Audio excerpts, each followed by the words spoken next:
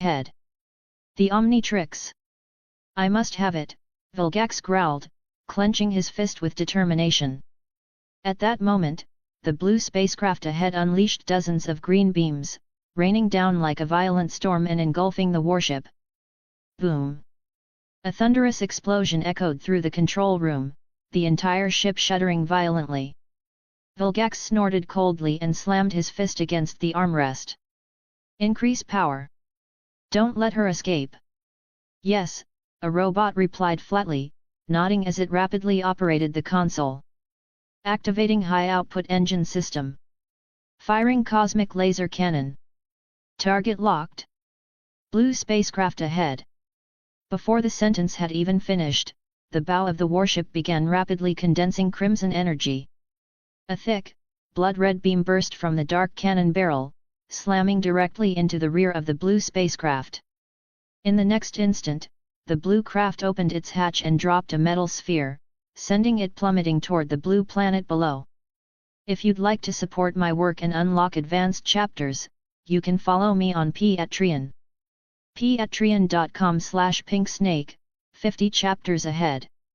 You can also follow as a free member to read a few advanced chapters. Chapter 175, Chapter 175, Heat Blast. Night fell, the bright moon hanging high as countless stars dotted the sky. Everything was calm and serene. The rust bucket slowly rolled in, its headlights lighting up the surrounding trees and pushing back the darkness before gradually coming to a stop. Everyone got out of the car and stood in the silent forest.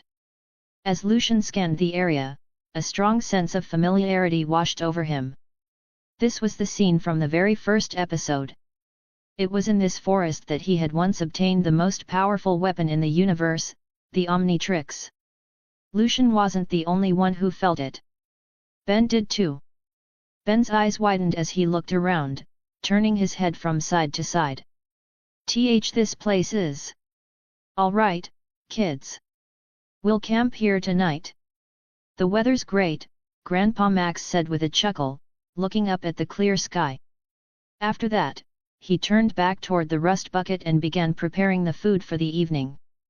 On the grass, Gwen smiled brightly and spun around in place, clearly excited. Awesome! I love this kind of atmosphere. Cuz, later let's set up a campfire and grill some fish together. Sure, Lucian replied with a faint smile, though his mind was elsewhere. According to the original timeline, the Omnitrix was about to fall. Probably within the next 10 minutes. He had to reach the impact site before the meteor landed. I get it now.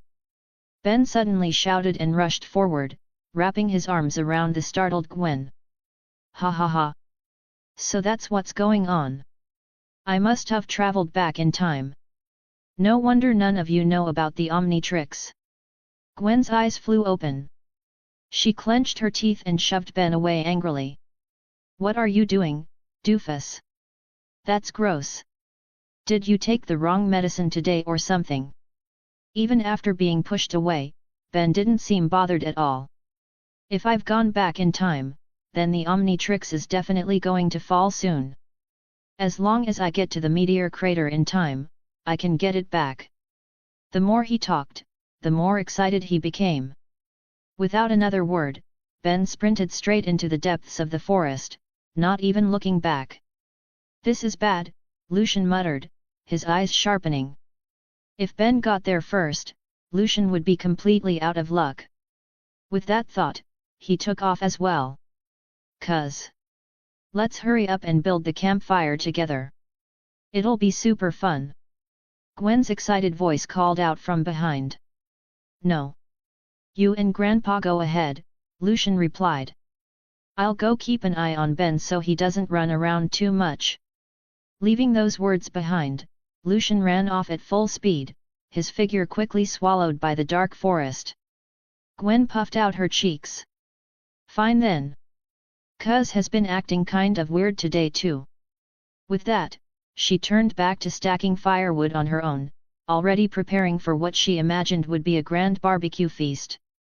Deep in the forest, the surroundings were lonely and eerie. Insects chirped and birds called as shadows of nocturnal creatures occasionally flashed by, hunting in the dark.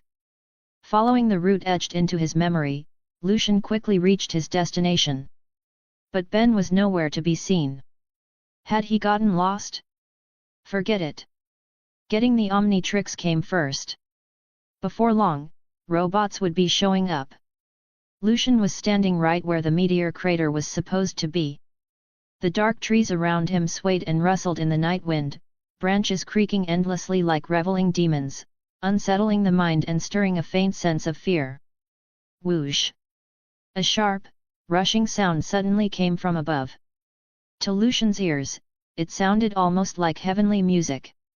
It's here. Lucian looked up, momentarily frozen. Against the pitch-black sky, a fiery red trail streaked past. Judging by his memories, that was definitely the Omnitrix. But, it wasn't heading this way. The blazing meteor shot straight over Lucian's head, dragging a terrifying wave of heat as it flew toward the rear. That direction, the rust bucket. Lucian's heart jolted as he immediately turned and sprinted back. According to his original plan, as long as he reached the crater before Gwen and Ben, he could secure the Omnitrix first. He never expected the Omnitrix to completely ignore him and change course. While running, Lucian ran into Ben, who was also chasing after the meteor overhead. Ben, what are you doing here? Lucian asked. Oh, man. I got lost earlier and couldn't find where the Omnitrix landed before, Ben panted. Then I saw the meteor fly past the sky and chased after it. Ben was breathing hard. He had to get the Omnitrix. Otherwise, how was he supposed to be a great hero? Lucian didn't say anything else and picked up his speed, racing toward the campsite. When Lucian returned to the campsite, the sight before him made him freeze. The once flat grassland now held a massive crater, wisps of heat rising from it along with constant sizzling sounds. The metal sphere inside the crater had already opened. A slender figure stood nearby, staggering as she struggled to pull something off her wrist. Gwen! Lucian hurried forward and saw clearly what was happening. "Cuz, help me! I can't pull it off!" Gwen cried in panic, tugging desperately at the watch. Lucian looked down. At some point, the Omnitrix had already latched onto Gwen's wrist, stuck fast as if glued in place. Lucian shook his head with a helpless sigh. He had planned for everything, except for the Omnitrix choosing to land right on Gwen. It seemed this was unavoidable. Gwen was destined to obtain the Omnitrix. Oh no! Ben rushed over from behind, clutching his head. He stared at the watch on Gwen's wrist, eyes wide. Why? Why didn't I get the Omnitrix? I'm obviously the real hero. Not far away, Grandpa Max ran over from the rust bucket. Hearing the massive explosion, he'd worried something had happened to Gwen and had rushed over, even dropping the spicy beetle he'd been holding. Seeing the enormous crater shocked him, but when he realized everyone was unharmed, he finally relaxed. At this moment, Ben was desperately pleading with Gwen, hoping she would give the watch back. The Omnitrix is an extremely sophisticated piece of alien technology. Only a great hero like me can control it properly. Give it back to me. Ben clung to Gwen like a piece of gum. Gwen snorted and turned her head away. Doofus, I don't believe you. After that, she began examining the cool alien watch, curious about what it could do. Please, Gwen, I really need it. Ben wailed, looking utterly miserable. You're too small. It'd be loose on you, Gwen said, sticking out her tongue. That's not true. Ben lunged forward, trying to grab the Omnitrix. Gwen held Ben's head back with one hand, keeping him out of reach while he flailed helplessly. Little guy, you have to say it properly. Say I'm begging you. Seeing this, Lucian couldn't help but laugh. Even though Gwen was his cousin, she'd grown faster and was quite a bit taller than Ben, making it easy for her to toy with him. I'm begging you. Ben shouted. But I really can't take it off, Gwen said, spreading her hands helplessly and making Ben grind his teeth in frustration. Beep! Beep! The Omnitrix on Gwen's wrist suddenly emitted a strange sound, its screen flipping open with an eerie green glow. Hey? What's this? Gwen looked down at the mysterious display. As soon as she spoke, she reached out and pressed it. Thump! A burst of green light flashed, lighting up the dark forest around them. The blinding glow forced everyone to shut their eyes. When the light finally faded, Lucian was able to see clearly again. As expected, Gwen was gone. In her place stood a slender, fiery figure. Tall and well-proportioned, her skin was lava-red and crisscrossed with fine cracks, radiating intense heat. Flames danced atop her head. It's Heat Blast! Ben shouted in shock.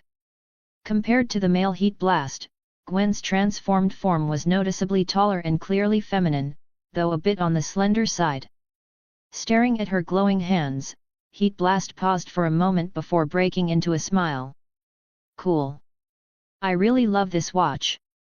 Chapter 176, Chapter 176, like some kind of seafood. Staring at the blazing Heat Blast, Ben hurried over and shouted. Hey! You'd better be careful, or you're going to start a forest fire. Heat Blast snorted. Ha! Only a total idiot would cause a wildfire. Let me see what she can do. As soon as the words left her mouth, Heat Blast condensed a small fireball and casually tossed it back and forth in her palm, looking completely at ease. So cool, so this is Heat Blast? Gwen said with a soft laugh. Yet. Heat Blast can breathe fire, shoot fireballs, and even fly, Ben replied irritably. Grandpa Max rushed over, staring at Heat Blast in shock. Gwen, how did you turn into this? A veteran of countless battles, he immediately recognized the alien. It was a Pyro Knight, a race known for fire manipulation and overwhelming combat power. But why would Gwen turn into this kind of alien? Grandpa, don't worry. I'm fine. Heat Blast waved a hand, her voice deep and magnetic. I picked up an alien watch that fell from the sky. I just pressed some buttons at random, and this happened. That's the Omnitrix. Ben corrected. Grandpa Max's expression darkened, his eyes flickering as if he had recalled something. In the end, he let out a sigh. Forget it. I guess this was destined to happen. But Gwen, remember this. Try not to transform anymore, okay? Heat Blast froze, clearly confused. Why, Grandpa? I think it's really fun. And with the cool watch, we won't have to work so hard just to start a fire anymore. Who knows, it might have other abilities too. Something this powerful and high-tech could attract who knows what, Grandpa Max said seriously. To be safe, it's better not to use it. We don't want certain bad guys setting their sights on us. After speaking, he raised his cup and took a small sip of water. Ben grinned slyly. Grandpa, when you say bad guys, you don't mean Vilgax, do you? Pfft. Grandpa Max's eyes flew wide open as he sprayed out the water he'd just swallowed, coughing non-stop. Cough, cough. Ben, what are you talking about? I don't know any Vilgax. Though, it does sound kind of like some sort of seafood. His gaze darted around uneasily, his heart filled with doubt and alarm. He couldn't understand how Ben knew so much. Watching his grandfather's stunned expression, Lucian stepped forward and spoke quietly. Grandpa's right. The name Vilgax really does sound like seafood. Like fried squid, for example. Grandpa Max stared at Lucian with wide eyes, then looked at Ben. His expression was indescribable. I must be dreaming. He shook his head, thinking that he really must be getting old if he could dream about Vilgax. Muttering to himself, the grey-haired Grandpa Max held his still warm cup of water and slowly walked back to the rust bucket, leaving the three of them staring at one another. When he heard the words fried squid, Ben's face lit up. He immediately leaned in toward Lucian. Wow, cuz, you know Vilgax too? That shouldn't be possible. He shouldn't have shown up yet at this point. He hasn't shown up yet, Lucian replied with a faint smile as he walked toward Heat Blast. But you know about him too, don't you? Ben stood there in a daze. After a long moment, his mouth fell open. I get it now, so you're also. By then, Lucian had already reached Heat Blast. Looking at the slender, striking Heat Blast, Lucian felt a strange sense of dislocation, as if worlds had shifted. Before, he was the one transforming into aliens, beating down villains and weird monsters alike. But now, the Omnitrix no longer belonged to him. Even the system was gone. Cuz? What's wrong? Heat Blast bent down, leaning closer to Lucian with concern. I'm fine. Lucian forced a bitter smile, the corners of his mouth tinged with faint melancholy. Heat Blast paused for a moment, then patted Lucian on the shoulder and laughed softly. Cuz, don't be upset. I'll show you a magic trick. What kind of trick? Hee, watch closely. Heat Blast extended her hand, gathering a roiling mass of blazing flames. With a sudden burst of force, she hurled it straight into the night sky. Bong! A loud explosion echoed as the fiery mass burst apart overhead, splitting into a string of glowing English letters that lit up the pitch-black sky. Gwen! Beneath the dazzling fireworks, Lucian's handsome face was reflected in a fiery red glow, flames seeming to burn within his eyes. In truth, Gwen's combat talent was nothing to scoff at. She learned even faster than Ben. It seemed that reading more books really did pay off. Ben's mouth hung open, disbelief filling his eyes. Oh my god, it took me half a month to learn that move. Suddenly, Lucian felt his footing vanish. He looked down and was instantly terrified. Gwen, you. Cuz, I'm taking you flying. Heat Blast wrapped her arms around Lucian, flames blazing beneath her feet as she shot through the lonely night sky. The fierce wind rushed toward them, snapping Lucian's clothes loudly as they flapped uncontrollably. Gwen, slow down. Lucian couldn't help shouting. Staring at the seemingly endless abyss below, he couldn't help thinking that if the little watch malfunctioned right now, they would be completely done for. Hee, this is so much fun. Heat Blast held Lucian tighter, making sure he wouldn't fall. Just like that, the two of them streaked through the night sky, circling the forest several times. Along the way, they caught the attention of many tourists, who cried out in shock. Holy crap, what is that thing? It looks like a guy covered in flames, and he's holding something. Hurry up, take a picture and post it on TikTok. This is definitely going viral tonight. Ah! I saw it. That fire person is holding a man. I'm so jealous, I want someone to carry me flying too. After a long while, Heat Blast finally landed on the ground and gently set Lucian down. That was so cool, cuz. Wasn't it exciting?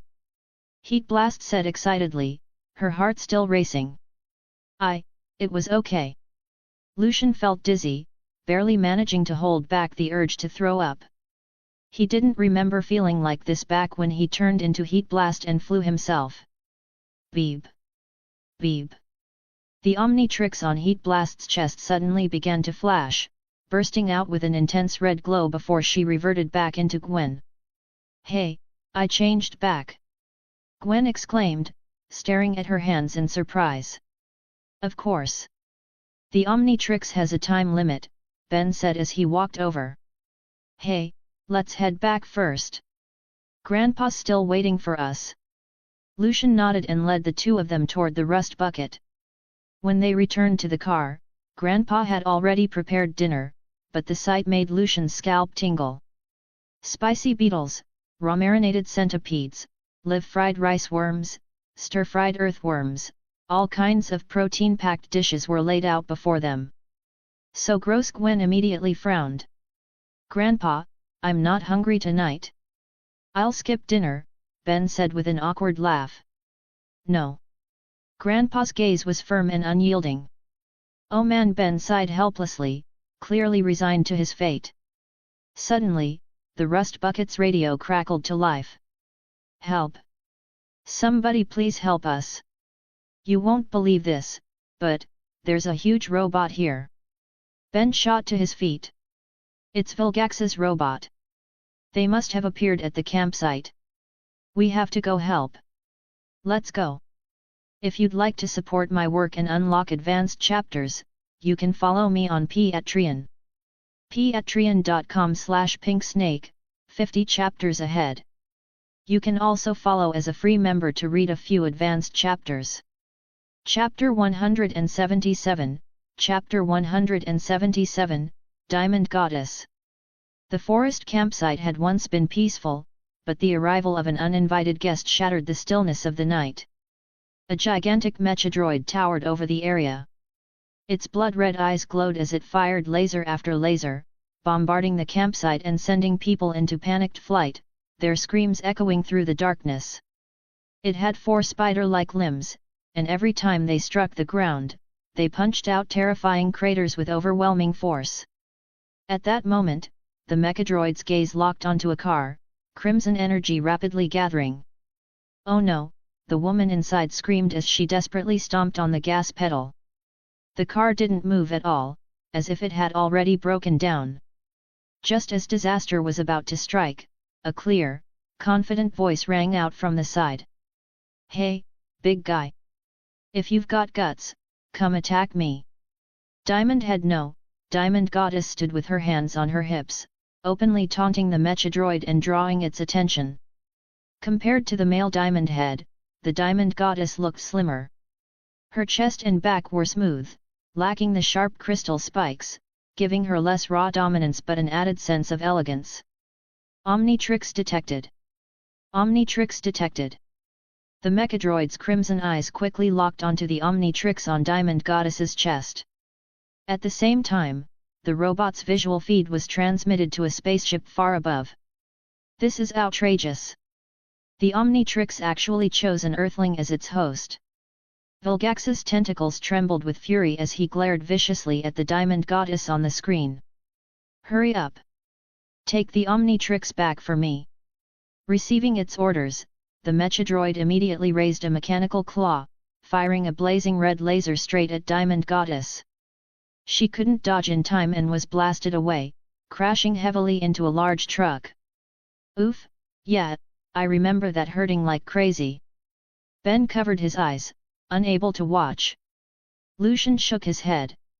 It was Gwen's first time transforming into Diamond Head, and she clearly didn't know how to use the form yet. Rib. From inside the truck, a jade-green spike tore through the metal shell, ripping it open from within.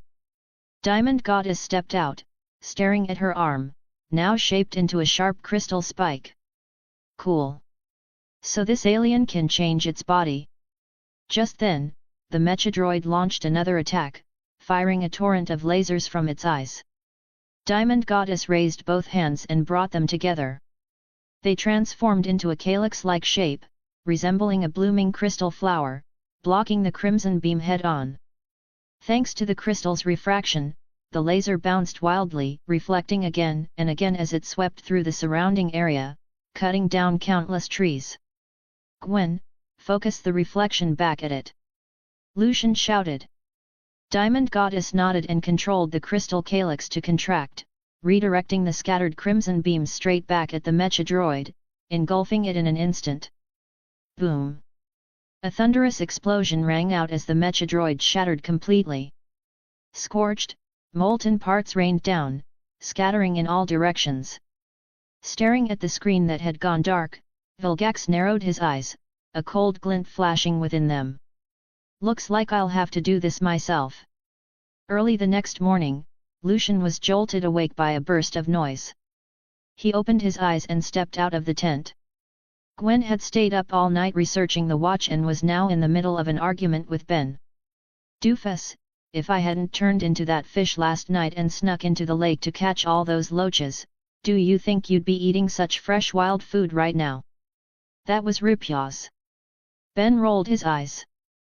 And then I turned into a liquid alien and merged with my computer, tripling its speed without damaging anything else. What's wrong with that? That was upgrade. Oh, right, and I even turned into that muscle girl with 4 arms. She's super strong.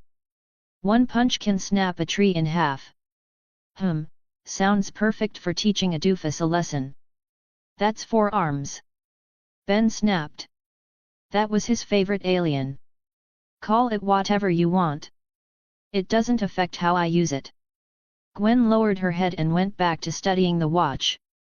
Nerd, the Omnitrix is an extremely precise piece of high-tech equipment. It's not a toy, Ben warned. If you keep abusing these powers, something bad is bound to happen sooner or later. Lucian's mouth twitched slightly. Ben himself had done the exact same thing before, constantly misusing the watch.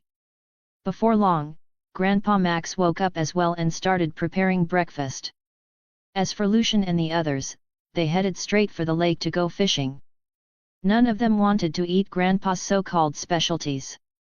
The 3 of them sat by the shore, each holding a fishing rod and waiting patiently for a bite. More than an hour passed, but they only managed to catch a few tiny fish, not even enough to fill the gaps between their teeth. All 3 wore gloomy expressions. Suddenly, Gwen's eyes lit up. I've got it. She pressed the Omnitrix, causing the green interface to pop up. She cycled through the aliens and then slapped it down. Thud. A faint green glow flashed and vanished in an instant. In the blink of an eye, Gwen transformed into Rypyaz. Her figure was slender, her grey-blue skin covered in tough scales.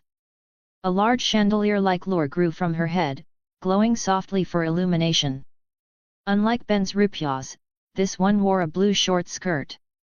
Her upper body wasn't bare either, but covered with a blue wrap that concealed key areas, her chest slightly curved. A female Rypyaz. Lucian narrowed his eyes. Wait here for me, Rypyaz said, turning around before diving straight into the lake. About 5 minutes later, she burst out of the water, arms full of large fish. Mission accomplished. Rypyaz laughed, tossing the lively catch onto the grass. Awesome! No need to eat Grandpa's food for lunch.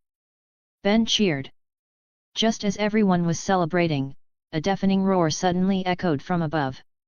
Lucian looked up and his expression changed instantly. It was Vilgax's spaceship. Run, he shouted, grabbing Rypyaz and Ben as he bolted. But they hadn't even taken 2 steps when a massive iron sphere, covered in spikes like a giant hedgehog, fell from the sky. Carrying terrifying momentum, it slammed down right in front of them. Author's note: I've noticed that many readers don't really like this arc. Honestly, I feel the same way. But since this is a classic part of the story, I still felt it was worth writing, especially since some readers wanted to see it. That said, don't worry. This arc will be very short, at most 1 or 2 more chapters. Characters like Kevin need more time to properly build their personalities, which is why I spent more effort there.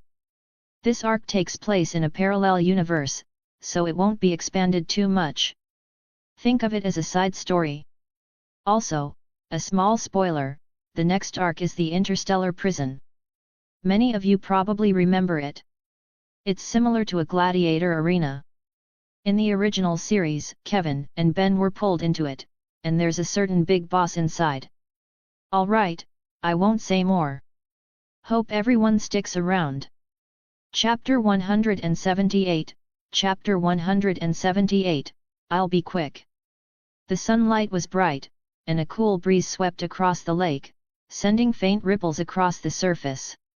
In a large tree nearby, a praying mantis was hunting. Its sharp green scythe-like forelegs clamped tightly around a cicada. No matter how desperately the insect screamed, the mantis remained unmoved. Boom! A massive hedgehog-shaped iron sphere fell from the sky, carrying a wave of scorching heat as it smashed violently into the grass. The ground shook violently, and large swaths of grass, trees, and flowers were instantly burned to ash, scattering into the air. The mysterious iron sphere now stood directly in front of everyone. This is bad, Vilgax is here. Ben cried out. In his memory, this iron ball was Vilgax's transport. Vilgax? Who's that? Rupia scratched her head, clearly confused. Lucian's heart tightened. It looked like there was no escaping today. Soon, the massive hedgehog sphere split open from the center and rapidly unfolded. A tall alien stepped out from within. A green, octopus-like head, pea-sized eyes, and writhing tentacles around its mouth gave him a vicious, menacing appearance. Brutality flickered unmistakably in his gaze.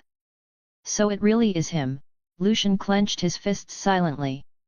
Without the watch, it was almost impossible for him to defeat Vilgax. Still, this Vilgax looked noticeably thinner. He clearly hadn't undergone physical enhancement yet.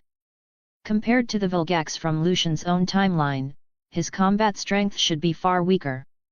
Vilgax narrowed his eyes slightly, his deep voice rumbling. Hand over the Omnitrix. Hey, Vilgax, it's only been a few days. How'd you get so skinny? Ben mocked. What, malnutrition? Stupid brat. Get out of my sight, Vilgax snarled, clearly not bothering to take him seriously.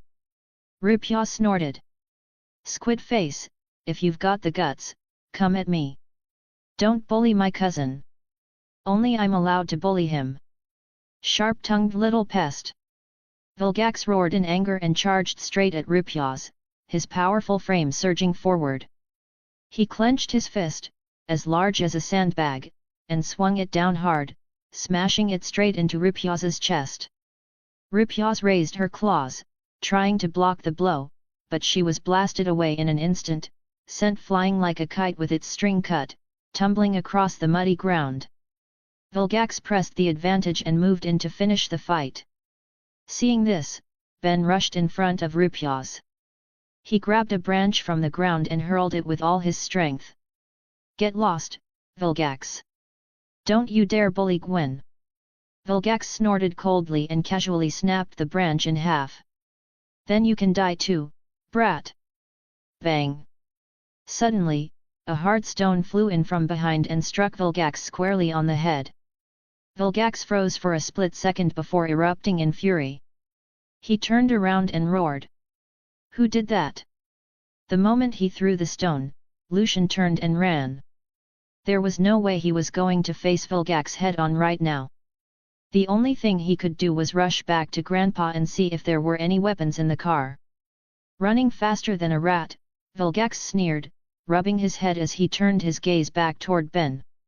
You stinking squid, I'm warning you. Before Ben could finish, Vilgax casually swung his arm, sending him flying. Ben crashed into a large tree before rolling across the grass. Clenching his teeth, Ben tried to get back up, but waves of pain surged through his body, leaving him unable to move. All he could do was watch helplessly as Vilgax advanced toward Gwen step by step. Rupia's opened her mouth, trying to bite Vilgax's arm, but her throat was seized in an iron grip. Rupia's felt suffocation close in, pain overwhelming her. Vilgax reached out and tapped her chest, striking the Omnitrix symbol directly. A burst of red light flared, and Rupia's instantly reverted back into Gwen. Ah! You monster, let me go! Gwen struggled fiercely. Vilgax let out a cold laugh, his eyes fixed on the Omnitrix on Gwen's wrist. I finally have you, Omnitrix. Let me go, or I'll turn into 4 arms and beat you to a pulp. Gwen threatened angrily. Vilgax ignored her completely. Grabbing the struggling Gwen, he turned and stepped back into the hedgehog sphere. It sealed shut at once and shot off into the distance. Gwen! Ben cried out anxiously. He clenched his teeth, as if something had just occurred to him, and immediately sprinted toward the rust bucket. 20 minutes later, Mount Rushmore. In a vast valley, a massive alien warship hovered in midair. Mountains rose on all sides, while wild grass spread endlessly across the land, forming a sea of green. Herds of cattle and sheep grazed on the plains, letting out low, dull calls from time to time. A gentle breeze swept through the grassland, stirring soft waves across the greenery with a faint rustling sound. At that moment, a battered old RV raced across the grass, rapidly closing in on the hovering spaceship.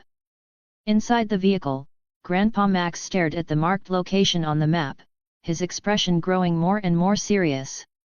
"We're almost there. Everyone get ready. We have to rescue Gwen." "Got it." Lucian nodded. Not long ago, after throwing a stone at Vilgax, Lucian had sprinted back to the rust bucket and told Grandpa everything that had happened. After hearing the full story, Grandpa Max immediately pressed a hidden button in the rust bucket, opening a secured compartment and pulling out the plumber arsenal. Inside were a laser rifle, a laser pistol, and a powerful laser cannon. Grandpa Max handed the laser rifle to Lucian, while the compact laser pistol went to Ben. He briefly explained how to use them before they rushed back on the road. They had to reach the alien warship before Vilgax took off. Thanks to the Rust Bucket's satellite global positioning and tracking system, Grandpa Max was able to lock onto the Omnitrix signal and pinpoint Gwen's location. The destination turned out to be Mount Rushmore, the exact same place Lucian had experienced before. "Mount Rushmore, inside the spaceship? Let me go, you stinking squid! It's just a watch. I'll give it to you!" Gwen shouted angrily. At that moment, she was restrained inside a special machine. Her entire body was fixed within a circular steel frame, her limbs completely immobilized. Most importantly, her left hand, the one wearing the Omnitrix, was clamped by a cannon-like device, seemingly cutting off her connection to it. Vilgax, holding a blue laser blade, walked up to Gwen. A thick look of greed surfaced in his eyes. "That's not something you can just hand over. I have to sever your connection to the Omnitrix first before I can remove it. The Omnitrix, it's finally going to be mine. When that happens, I will become the most powerful warlord in the universe. Every species on every planet will kneel before me, Vilgax." "Ha ha ha ha." Gwen ground her teeth in fury, wishing she could bite Vilgax to death on the spot. "That damned alien squid!" Vilgax raised the glowing blue blade and laughed. "Don't worry. It won't hurt at all. I'll be very quick."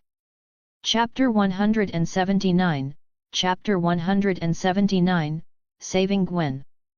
Just as Vilgax was about to sever Gwen's arm, a thunderclap-like explosion suddenly erupted from outside the spaceship. Boom! The towering rust bucket, its front reinforced with a heavy metal ram, smashed straight through the hull of the ship. Accompanied by a storm of flying metal shards, it burst inside with unstoppable momentum. Vilgax failed to dodge in time and was sent flying by the enraged rust bucket, slamming hard into the wall. "Quick, kill them all!" Vilgax roared furiously, commanding the surrounding robots to attack. At his order, every robot moved at once. They were emotionless killing machines, incapable of fear or hesitation. All kinds of robots surged forward, surrounding the rust bucket in an instant. Humanoid machines and spider robots packed in densely, sealing it off completely as they began charging energy for an attack. Lucian was the first to jump out of the vehicle. Laser rifle in hand, he squeezed the trigger non-stop, firing streak after streak of blue laser fire. The beams merged into a violent energy storm, rapidly cutting down the enemies before him.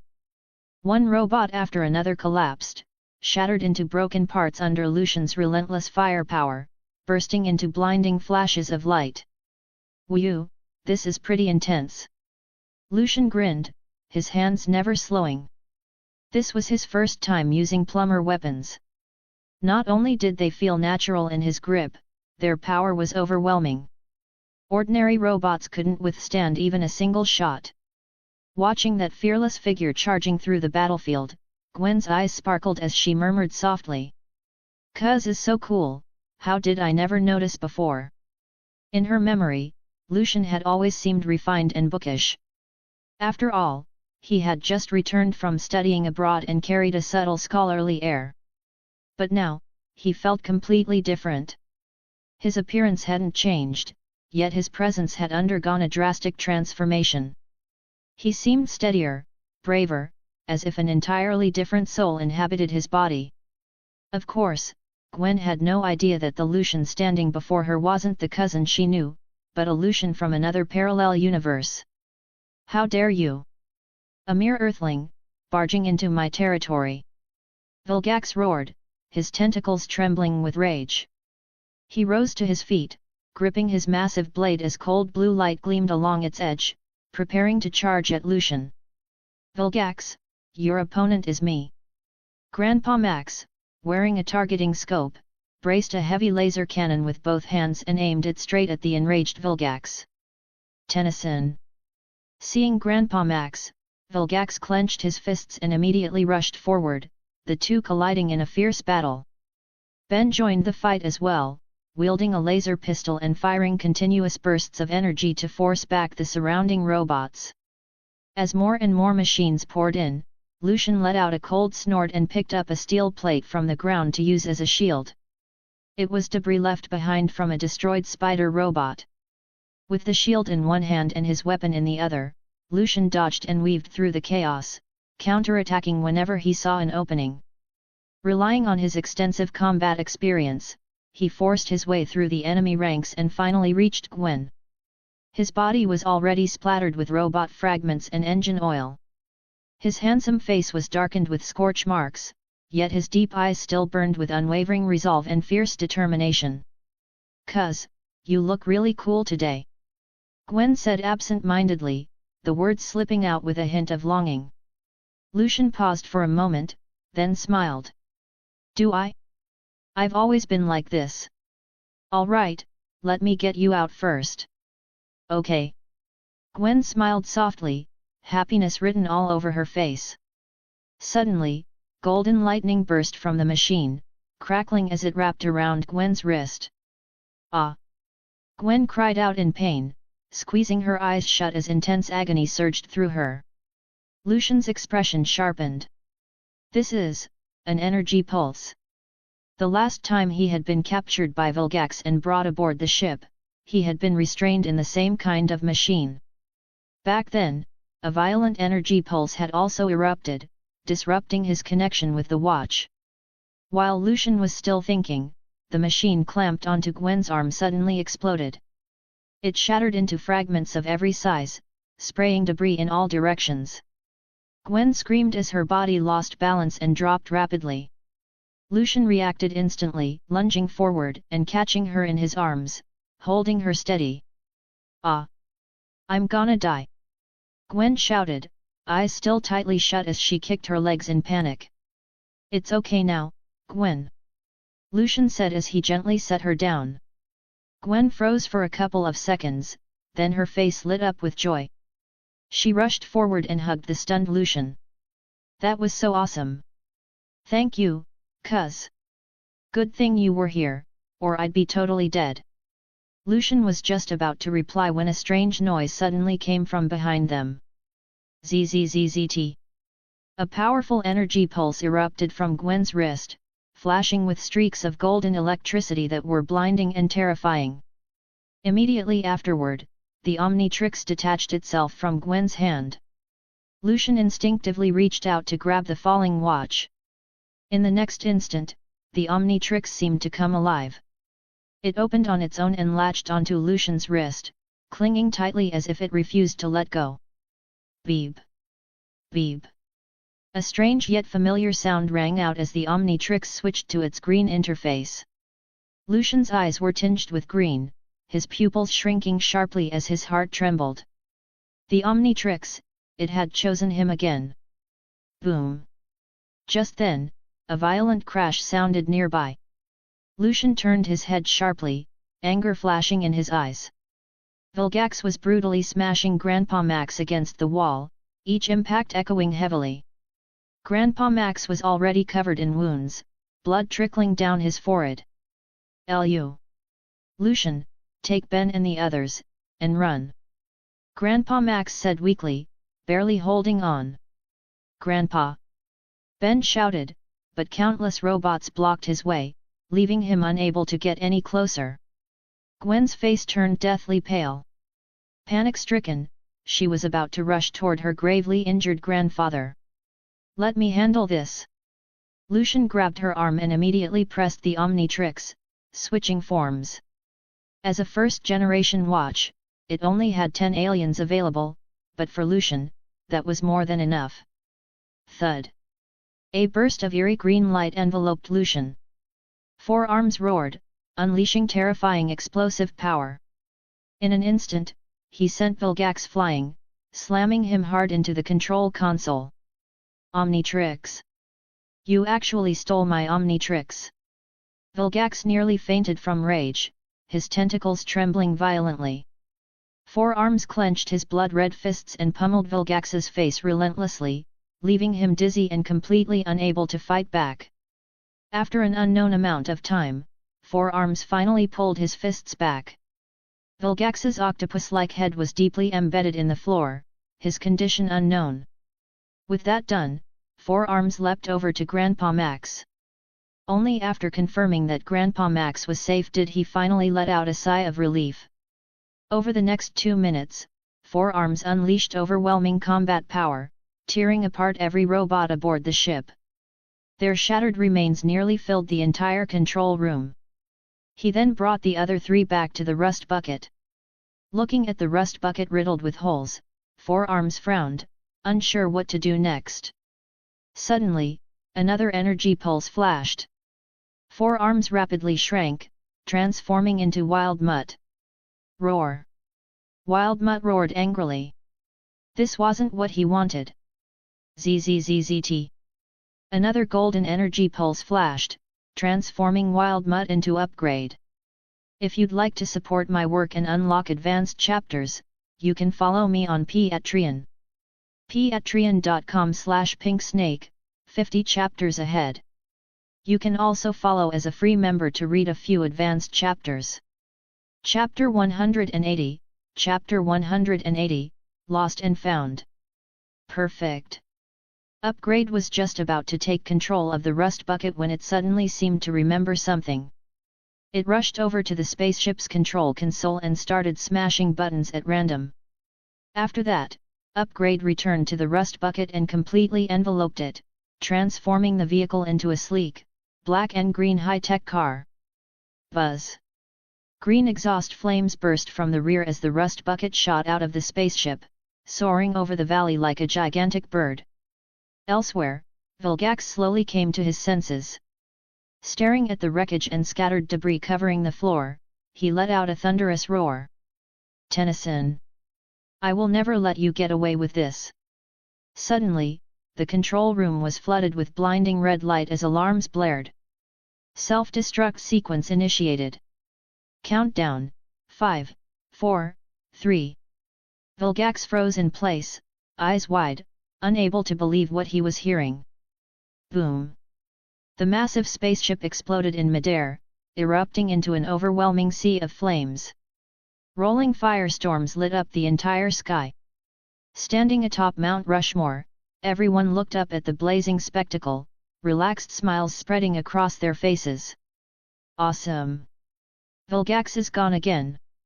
Ben cheered excitedly. "Ha, we owe this one to Lucian," Grandpa said warmly. The bleeding on his forehead had already stopped. With some rest, he would recover completely. "Cuz is seriously amazing, right?" "Totally badass," Gwen said with a wide grin. With everything finally over, the group soon left Mount Rushmore and headed toward their next destination. The next day, Lucian slowly opened his eyes. He noticed Gwen sitting beside him, propping her chin up with her hand, looking like she was about to nod off. Lucian then glanced at his watch. He had just gotten the first-generation Omnitrix back. There was no way it could disappear again, right? But the next sight made his eyes widen in shock. This wasn't the first-generation Omnitrix. It was the recalibrated Omnitrix. Had he returned to his own timeline? System. Lucian tried calling out. Present. The system was back too. Suppressing the excitement surging in his chest, Lucian quickly asked, system, what exactly happened? Why did you disappear before? Due to a temporal disturbance, your soul consciousness resonated with another parallel universe version of Lucian. By coincidence, you temporarily inhabited his body. Because only your soul traveled, and this system exists within your physical body, it was unable to accompany you to the other timeline. So that's how it was. Lucian murmured. It seemed this had only been a journey of the soul through time and space. Everything ended without real danger. Just then, Gwen seemed to sense something. Her eyelashes fluttered as she slowly opened her eyes. See, cuz. She rubbed her eyes, afraid she might be mistaken. It's me. Gwen jolted upright and immediately threw herself into Lucian's arms. That's great, cuz. You're finally awake. You were unconscious all day yesterday. Grandpa and the others were really worried about you. What? I was out for a whole day? Lucian took a deep breath and gently patted Gwen on the back. I'm fine. Don't worry. I just had a really long dream, that's all. Look at me. I'm perfectly okay now, aren't I? Gwen nodded, her eyes still fixed on Lucian, clearly afraid he might fall unconscious again. All right, I'm going to take a walk and loosen up a bit. Lucian stood up and pressed the recalibrated Omnitrix. A holographic projection of the alien heroes popped up, and he quickly cycled through them. Wild Mutt, Diamond Head, Heat Blast, XLR8, Four Arms, Ripyaws, Stink Fly, Grey Matter, Upgrade, Ghost Freak.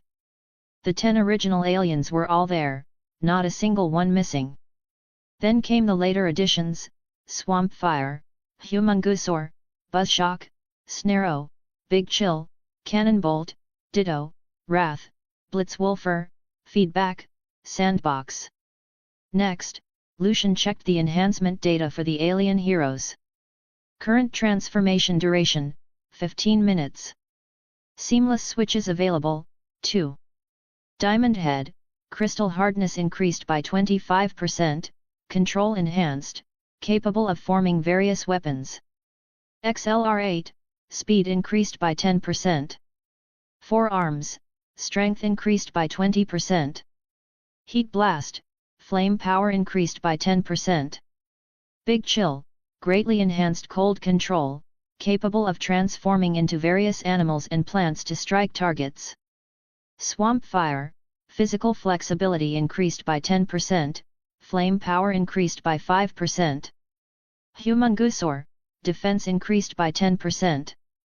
All the enhancement data was intact, which left Lucian very satisfied. But the next notification caught him completely off guard, filling him with surprise and excitement. Due to traveling through a parallel timeline and beating that stinky squid. Vilgax once again. You have been rewarded with a time-type hero chest. It can be opened at any time.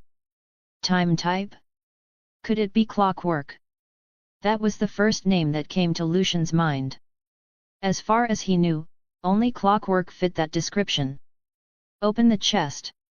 Chest opened successfully. Obtained scrapped hero, Jack the Freeze. Jack the Freeze? What's that? Jack the Freeze, one of the original scrapped heroes, possessing time control abilities. Freezes time within a 5-meter radius without affecting the user, allowing free movement within the field with high agility. Each freeze lasts 5 seconds.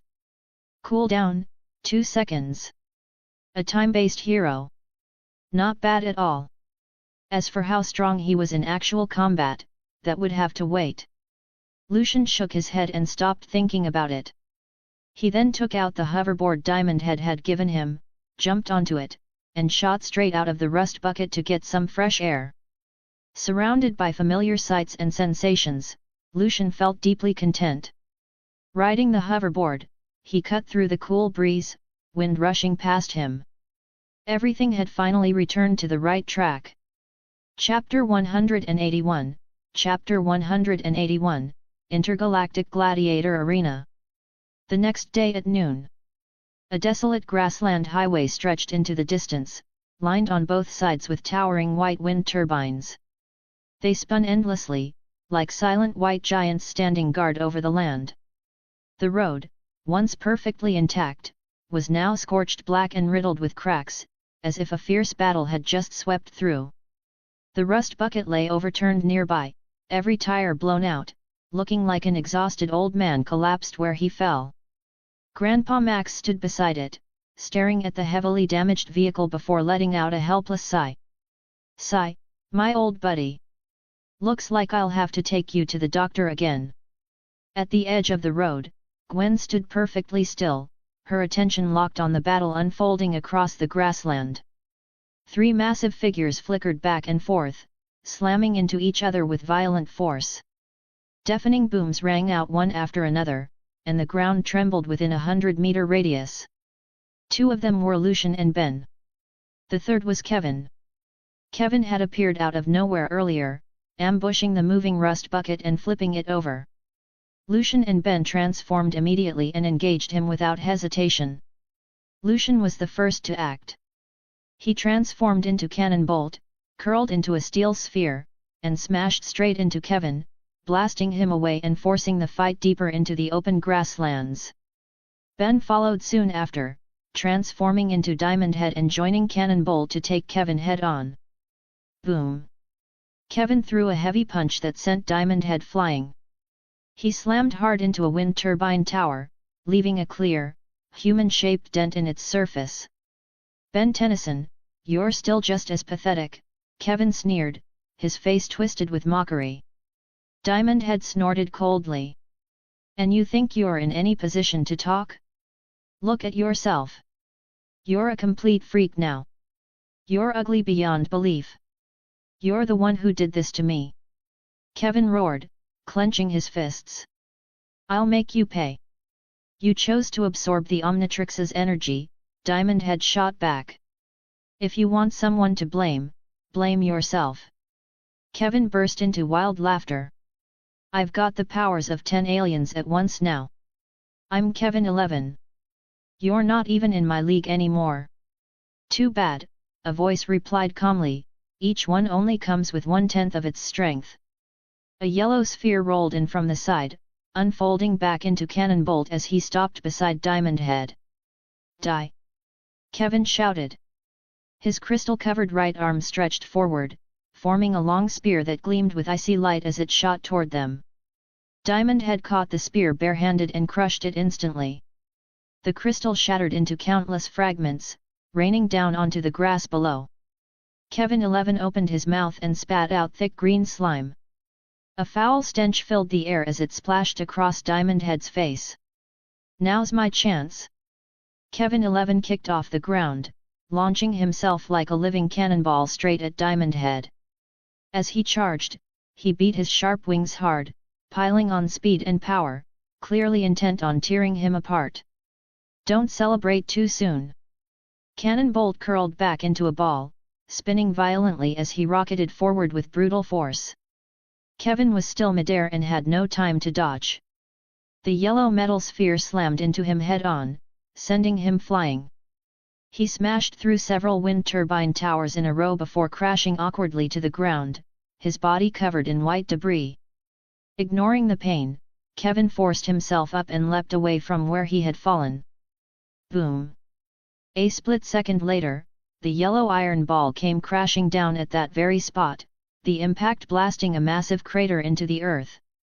Missing his target, Cannon Bolt rebounded and returned to his humanoid form. "Kevin," he said with a grin, "haven't seen you in a few days. Looks like you've gotten faster at running away." "You, damn it!" Kevin bellowed, rage boiling over. "Lucian, if you've got the guts, fight me one-on-one." Before Cannon Bolt could respond, Diamond Head charged forward. "Kevin, you actually dared to spit on me," he snarled. "I'm not letting this go today." Diamond Head's arms reshaped into sharp crystal spikes, gleaming as he rushed straight at Kevin. Kevin didn't flinch. He roared back. "Then come on, Tennyson." At the same time, Cannon Bolt curled into a sphere once more, spinning at top speed and kicking up violent shockwaves as he slammed toward Kevin. Just as all three were about to collide, a strange red light suddenly descended from the sky, enveloping everyone in its glow and pulling them upward in an instant. "Oh my god, what's going on?" Gwen cried out, staring into the sky, only to find nothing there at all. In outer space, a blood-red spaceship drifted slowly through the void. It traveled between countless planets, releasing a crimson beam at regular intervals that projected down onto a chosen world before repeating the cycle again and again. The people who had just been swallowed by that red light now found themselves inside this very ship. This place was the interstellar arena. Powerful aliens from across the cosmos were transported here against their will, then forced into combat for the entertainment of spectators beyond the battlefield. Arenas of all sizes were scattered throughout the ship, where brutal, bloody fights played out without pause. Those brought here had no choice in the matter. If they wanted to survive, they had to defeat the opponent standing before them, then brace themselves for the next match. If they lost, what awaited them was total annihilation. When Cannonbolt finally came to his senses, he realized he was standing at the center of an arena. Beyond the barriers, a sea of crazed spectators filled the stands, packed shoulder to shoulder, their shrill screams erupting again and again. "Please give a warm welcome to Earth's challenger." A cold, mechanical voice echoed from above. Whoosh! The crowd exploded into cheers, even more frenzied than before. The deafening roar nearly split Cannonbolt's eardrums. Clank! Clank! Across from him, a towering robot strode forward. Its mechanical eyes glowed blood-red as it gripped a pair of silver battle axes. Each step was heavy and deliberate as it closed the distance. "Battle begins," the voice announced once more. Cannonbolt let out a cold snort as he watched the robot advance. This kind of opponent wasn't worth worrying about. The robot raised its axes high, then swung them down with brutal force, aiming to cleave Cannonbolt straight in half. Ding triggered alien hacker mission. Defeat the battle axe robot before you may obtain random enhancement effects. A string of notifications echoed inside Cannonbolt's mind. "In that case," he said calmly, "I guess you're just unlucky." As the axe came crashing down, Cannonbolt didn't dodge. He simply raised both arms and blocked above his head. Clang! A sharp metallic crash rang out as the blade slammed into the back of his hand, sending sparks flying in all directions. Cannonbolt stood completely unharmed. The robot's axe, on the other hand, now bore a deep, glaring notch that stood out at a glance. A flicker passed through the robot's gaze as it began frantically gathering crimson energy. The next moment, two scarlet laser beams burst forth from its cold, mechanical eyes. Chapter 182, Chapter 182, Slixvigma. Cannonbolt snorted coldly, curling into a yellow sphere and spinning at high speed before launching himself forward. The brutal impact shattered both laser beams instantly, the momentum carrying through as he slammed straight into the robot's head. What had once been an iron skull as solid as bedrock was reduced to something no tougher than tofu before Cannonbolt. It exploded into countless cold fragments that sprayed outward in every direction. Successfully defeated the battle axe robot, winning this match. Boost Cannonbolt's defense by 10%. Whoosh! The spectators in the stands erupted into chaos, cheering wildly for Cannonbolt as hysterical shouts filled the arena. They had never seen an alien like this before. That bizarre fighting style, bouncing around like a rubber ball while delivering absurdly overwhelming power, instantly crushing a robot in seconds, left them completely stunned. Behind a glowing screen, a tall, slender figure watched everything in silence. Indestructible. Flawless. What a truly valiant warrior. Its voice was ethereal and indistinct, echoing softly through the control room. Elsewhere, Kevin stood alone in another arena, facing a powerful alien opponent. The creature had two horns growing from its head, eyes like massive bronze bells, and purple skin stretched over explosively muscular limbs crisscrossed with bulging veins. It looked like some ancient beast dragged straight from a primordial age, terrifying enough to make any normal person freeze in fear. Kevin 11 let out a cold laugh, clearly not taking his opponent seriously at all. "Hey, big dumb ox! Come on, hit me!" The purple bull beast roared, clenching its massive fist before smashing it down toward Kevin. Kevin sidestepped effortlessly, slipping behind it like a phantom. Compared to a slow, heavy alien like this, Kevin was far more agile. With 1/10 of XLR8's speed at his disposal, dealing with the purple bull beast was almost laughably easy. As expected, just as the creature tried to turn around, Kevin threw a blazing punch. A surging, scorching fire coiled around his fist, burning the air itself as it slammed directly into the beast's back. Boom! A thunderous explosion rang out as a wave of searing heat burst outward from the impact point, sweeping across the nearby spectator stands at terrifying speed. The purple bull beast's bulky body was sent flying like a kite with its string cut, smashing violently into a steel wall before falling still. Whoosh! The crowd erupted once again, cheering wildly for the victor. Kevin threw both arms into the air and laughed loudly. "Oh yeah! Who's the baddest now? Foul-mouthed, cold-blooded, and utterly ruthless. Looks like a born killer," the mysterious figure behind the screen remarked calmly as it watched Kevin 11. Meanwhile, Ben's battle was also nearing its conclusion. Diamond had reshaped his arm into a sharp spike and cleanly severed the robot's leg. Pressing his advantage without hesitation, he finished it off completely and claimed victory in his match. Quick-witted and capable. A fine seed for battle. The mysterious figure spoke calmly, his hands clasped behind his back. Dozens of robots hovered around him. They were uniformly red, wielding long laser blades and resembling ancient warriors. Each stood atop a blood-red hovering sphere that allowed them to fly and maneuver freely. "Bring the three of them to me," the mysterious figure said hoarsely. The moment his words fell, an eerie red glow flared beneath the robot's feet, instantly teleporting them in front of Lucian and the others.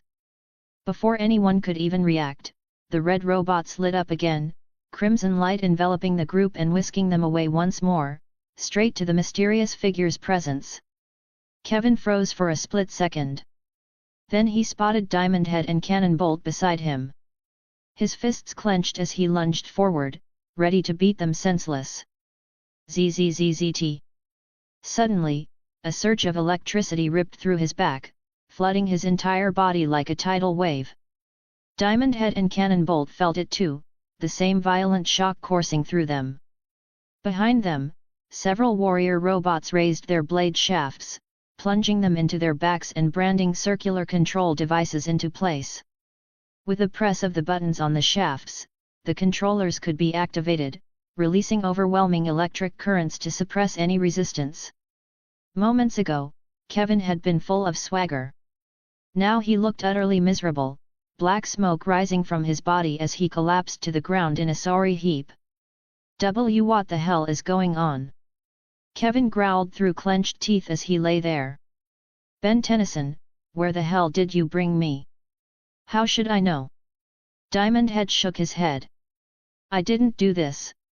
Cannon Bolt propped his chin on his hand, his chubby little paws pressed together as he fell into deep thought. Ahead of them stood a semi-transparent red screen. A tall, slender figure stood behind it like a ghost. "I am Slicks Figma. This is the Mega Cruiser Arena. Every challenger chosen must fight in the Colosseum, earning entertainment and bounties for me from the audience." With his hands behind his back, Slicks Figma's ethereal voice echoed in everyone's ears. "So, we're on a spaceship," Diamond Head said, glancing out the window at the endless sea of stars beyond. Cannon Bolt nodded. He already knew they had been sent to the interstellar arena. According to his memories of the original story, the mega-cruiser was like a cosmic pirate ship, roaming from system to system and abducting powerful aliens. They would forcibly implant controllers into their captives, keeping them firmly under control, then force these unfortunate aliens to fight each other to the death. All of it was done to entertain the spectators beyond the arena and rake in enormous profits. For ordinary people, escaping from a place like this was nearly impossible. Staring at the unfathomable Slicksvigma, Kevin immediately erupted in curses. Who the hell do you think you are? Let me go right now, or I'll... Before he could finish, the robot beside him pressed a button. The controller on Kevin's back discharged an intense current at once. Sparks crackled as he was slammed back to the ground, his body twitching uncontrollably. Slicksvigma chuckled softly. Everything here is under my control. My eyes see everything that happens on this ship. My hands can manipulate all that exists within it. In other words, aboard the mega cruiser, I am the ruler. Hearing that, Diamond had clenched his fists, itching to rush forward and smash that smug figure to pieces. Cannonbolt shook his head slightly, then looked at Slicksvigma. So there's no chance you'll let us go, is there? Smart. Slicksvigma clapped his hands lightly. From observing you earlier, I've already grasped your relationships. They don't seem particularly harmonious. Then what exactly do you want? Diamond had demanded. Patience. Slicksvigma smiled darkly, like a venomous serpent. Before that, each of you must go through 3 individual matches. Consider them your assessment. Only after completing them will I issue you higher-level commands. Humph, higher-level commands, Cannonbolt said coolly.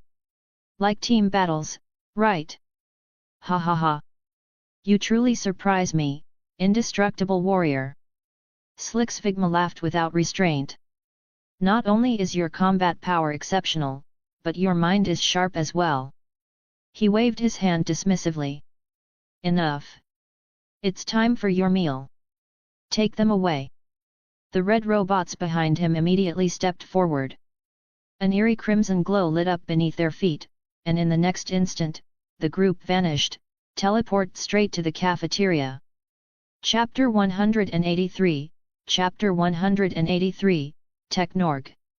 A crimson flash swept through the air, and the group reappeared inside the cafeteria. After dropping them off, the warrior robots withdrew, dissolving into a wash of red light. Cannonbolt, Diamond Head, and Kevin 11 stood together, scanning their surroundings in confusion. This was the Gladiators' cafeteria, packed with hundreds of powerful aliens. Funnel-shaped fixtures lined the ceiling in neat rows, constantly pouring a stream of purple liquid onto the trays below. The sludge spiraled as it fell, resembling something utterly filthy, releasing a stench so foul it was hard to describe. That was their meal for the day. Calling it food was generous. It was prison rations. Here, they were treated worse than animals, forced to do the most dangerous work while being fed the lowest grade garbage. Ugh! Diamond Head's face twisted in disgust. He had no intention of eating that stuff. It looked even worse than Grandpa's cooking. Cannonbolt grinned, showing rows of sharp little teeth.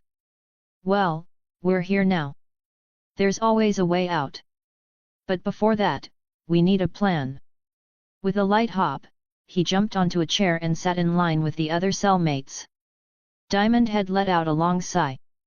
Man, I really miss my sumo slammers cereal and strawberry milkshakes. Kevin stared at the filthy surroundings, his expression growing darker by the second as his fists clenched tighter and tighter.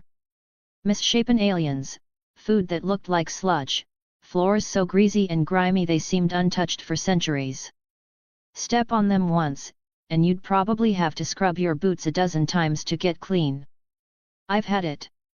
Kevin roared, rage exploding as flames burst from his fists. I'm getting out of here. I don't care about any slick crap. It's all bullshit. I'll kill them all, and then I'll escape. Calm down, Kevin, Diamond Head said quickly. Cuz already said we need a plan. We're all fitted with controllers now. If we try anything, we'll be punished. You don't want that, do you? Shut up, Ben Tennyson. Kevin shouted. This is all your fault. You dragged me into this. You're responsible. He lunged forward, grabbing Diamond Head by the neck and lifting him off the ground. In an instant, all the other cellmates backed away, clearing a wide space and watching from a distance, eager for entertainment. Oh wow, another fight! Who do you think wins this time? Obviously the big guy. He looks rough, but he's huge. I'm betting a full bowl of purple mud paste on the big guy. I'll bet half a bowl on the green crystal. Diamond Head struggled in Kevin's grip, eyes wide with shock. He hadn't expected Kevin to turn on him like this. I'll kill you first, Kevin snarled, eyes wild, then I'll go kill that slick Sphigma. His grip tightened relentlessly, intent on crushing Diamond Head outright. Then, in the next instant, a terrifying force slammed into him from behind. Caught completely off guard, Kevin was blasted face first into the floor, stars exploding in his vision as he sprawled there in a miserable heap. Ha! Did you forget I was here? Cannonbolt had reverted to his human form. He brushed the dust from his hands and shot Kevin a look of pure disdain. Diamond Head collapsed to the floor, still shaken. Thanks, cuz, good thing you were here. This Kevin, he's really beyond saving. Before long, the commotion died down, and the crowd slowly returned to their seats. Not long after that, Cannonbolt and Diamond Head reverted to their alien forms as well, sitting among the others and casually striking up conversations, their movements seeming relaxed but clearly deliberate. Hey, old buddy, how long have you managed to survive here? Lucian asked, turning his gaze to the alien beside him. The alien looked a lot like a squid. Its entire body was pink, and countless tentacles extended from beneath it, each lined with suction cups that clung tightly to the chair. Its skin, however, was covered in knife cuts and bruised fist marks, clear signs that it had endured more than a few brutal fights. Lucian chose his words carefully. He didn't ask when the alien had been captured, only how long it had survived here, hoping to avoid stirring up resentment or hostility. Sure enough, the squid-like alien froze for a moment, then looked at Lucian and smiled. 2 years, it said. You can tell at a glance you're new. Yeah, we were just brought in. Lucian replied. His eyes swept across the room, and once he was sure no one was paying attention, he lowered his voice. Old buddy, with conditions this bad, haven't you ever thought about escaping? The squid man burst out laughing.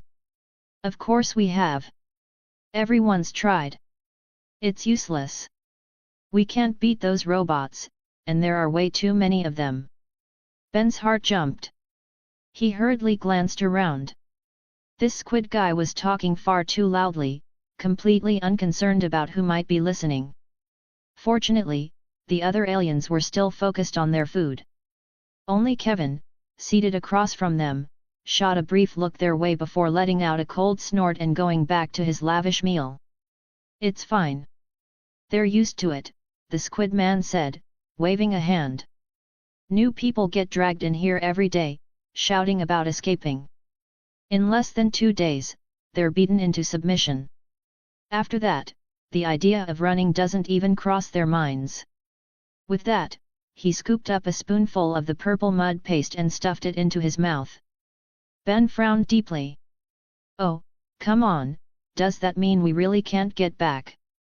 He stared at the bowl of purple paste in front of him, completely devoid of appetite. The squid man shrugged and continued shoveling the paste into his mouth. You'd better eat while you can. Once Technorg shows up, it'll be too late. Technorg? Who's that? Ben asked. A trace of fear flickered in the squid man's pitch-black eyes. He's the current champion. The strongest alien here. No one can beat him. I'm lucky I haven't run into him in the past 2 years. Otherwise, I'd have died long ago. There's no way I'd still be alive. Technorg. Lucian raised an eyebrow. The name sounded strangely familiar. Thump. Thump. Thump. Heavy footsteps suddenly echoed from outside the cafeteria, growing closer by the second. The ground trembled with each step, rattling the trays on the tables, as if some terrifying beast were approaching. Wherever the sound passed, aliens dropped to the floor, trembling as they prostrated themselves, not daring to show the slightest hint of defiance, as though welcoming their king. Before long, Lucian got a clear look at the figure. He was tall and powerfully built, his body packed with bulging muscles. His skin was a deep orange-yellow, and his golden eyes burned with a terrifying killing intent, as though he could destroy everything in front of him.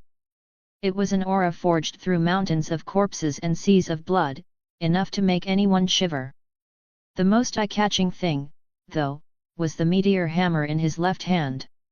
Pitch black and coldly gleaming, it radiated a chilling menace. "That's Technorg," the squid man whispered urgently as he knelt on the floor. "If you know what's good for you, show some respect." As Technorg strode forward, he casually grabbed meal trays from his fellow inmates and gulped down the purple paste in a single bite, as if it all belonged to him in the first place. Every alien except Lucian, Ben, and Kevin was kneeling on the ground, frozen in fear, terrified of provoking Technorg. Because Kevin was sitting closer to the cafeteria entrance, he quickly caught Technorg's attention. "You," Technorg said coldly. "Why aren't you kneeling?" Kevin let out a scornful snort, jumped down from his chair, and pointed at Technorg with a vicious glare. "You freak! Who do you think you are, telling me to kneel?" Chapter 184, Chapter 184, Swamp Dragon. Technorg's golden eyes flared with raging fury. "It seems someone wants to challenge my authority. So what if I do?" As the words left his mouth, Kevin 11 lifted his arm. It morphed into a razor-sharp spike, then shot forward like a roaring cannonball straight at his opponent. Clang! Clang! Clang! The emerald-green spikes slammed into Technorg's body again and again, only to shatter on impact.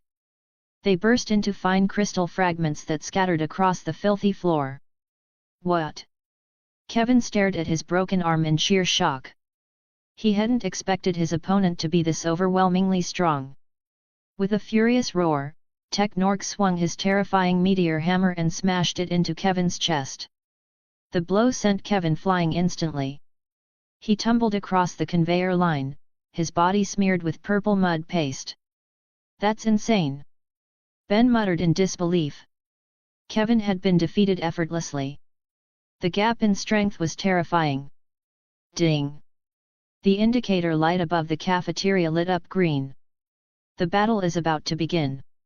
All contestants, prepare yourselves." A cold mechanical voice echoed throughout the entire cafeteria. Moments later, dozens of crimson beams rose from beneath the aliens' feet, teleporting several of them away. Among those taken were Lucian, Ben, and Kevin. As newcomers, none of them were granted any rest. Now, Lucian stood at the center of the arena. Solid iron walls surrounded him, sealing this battlefield off from the others. Standing opposite him was a strange creature. It was roughly 5 meters long, its body thick and powerful like a python's, yet it possessed agile limbs. At a glance, it looked somewhat like a massive 4-legged lizard. Whoosh! Cheers erupted from every direction. The audience screamed wildly, eagerly anticipating the spectacle about to unfold. Gold, coins, diamonds, and all kinds of minerals rained down like a storm. Among them were even a few pieces of tadenite, all thrown out by spectators placing their rewards. Of course, every last bit of it belonged to Slixvigma. The fighters risked their lives, yet they wouldn't see a single coin. Next up, the Earth contestant versus the Ormiron contestant. A clear announcement rang out from above. Ormiron. Lucian's gaze sharpened. So his opponent was an intelligent species as well. Though it looked beast-like, its intelligence was likely far from low. It reminded him of the Vulpimancer species, wild mutt's kind. Despite their feral appearance, they possessed high intelligence and formidable combat power. This Ormiron was probably the same. The moment the announcement ended, the stands exploded into chaos. The crowd screamed wildly, the noise deafening. Ha ha ha! This earthling is doomed. He's up against the Mudragon. What a pity! The Mudragon is the undefeated champion here. 9 wins in a row already. One more and it's a perfect 10. I'm betting 1 piece of Tadenite on the Mudragon, a one-eyed alien shouted. I'll bet $1 on the earthling, someone muttered quietly, only to earn a wave of scornful looks. Odds on Mudragon winning, 1:1. Odds on Lucian winning, 1:10,000. Battle, begin. The cold mechanical voice echoed once more. So your name is Mudragon. A faint glimmer passed through Lucian's deep eyes as if he were considering something. Earthling, it's your bad luck to face me, Mudragon said in a booming voice, dripping with contempt. In his eyes, the opponent before him was insignificant beyond measure. With the slightest effort, he could crush him like an ant. Lucian snorted coldly, raising the Omnitrix calibration version and preparing to press it. Detecting unregistered DNA. Would you like to catalog it? The Omnitrix suddenly flashed, issuing a prompt. Lucian froze for a split second, then his heart surged with wild excitement. He hadn't expected the Mudragon's genetic data to be missing even from the Omnitrix. That meant this was an opportunity he absolutely couldn't waste. He was inside the Interstellar Colosseum, a place where countless aliens gathered, including many powerful ones. It was practically a living genetic treasure vault. Lucian was certain of one thing: he had to make full use of this so-called arena and harvest as much DNA as possible, unlocking even more alien heroes. That was exactly why he hadn't tried to escape right away. Just as Lucian was about to scan Mudragon's DNA, the creature lost its patience. Radiating a ferocious aura, it lunged straight at him. Lucian's expression tightened. He immediately abandoned the scan, slammed his hand down on the Omnitrix, and activated it. Boom! A burst of eerie green light exploded outward, completely engulfing Lucian. The blinding glow lit up the entire arena, forcing the Mudragon to squint and recoil. When the light finally faded, the Mudragon saw the scene clearly. The earthling was gone. In his place stood a deep green figure. Tall and lean, with a crown of flame encircling its head. Red spikes were embedded along both shoulders, and a faint stench of swamp gas drifted from its body. Swamp fire! The Mudragon's eyes went wide. It never expected its opponent to be able to transform. What was going on? Your DNA, Swamp Fire said calmly, I'm taking it. Swamp Fire raised his palm. From the openings in his hand, scorching flames erupted, crashing straight toward the Mudragon. On the other side of the arena, Kevin stood with an ugly expression. Facing him was a massive pig man. The thick layers of fat covering its body were practically as sturdy as a latrine wall, absorbing most incoming damage. Go, Piglord!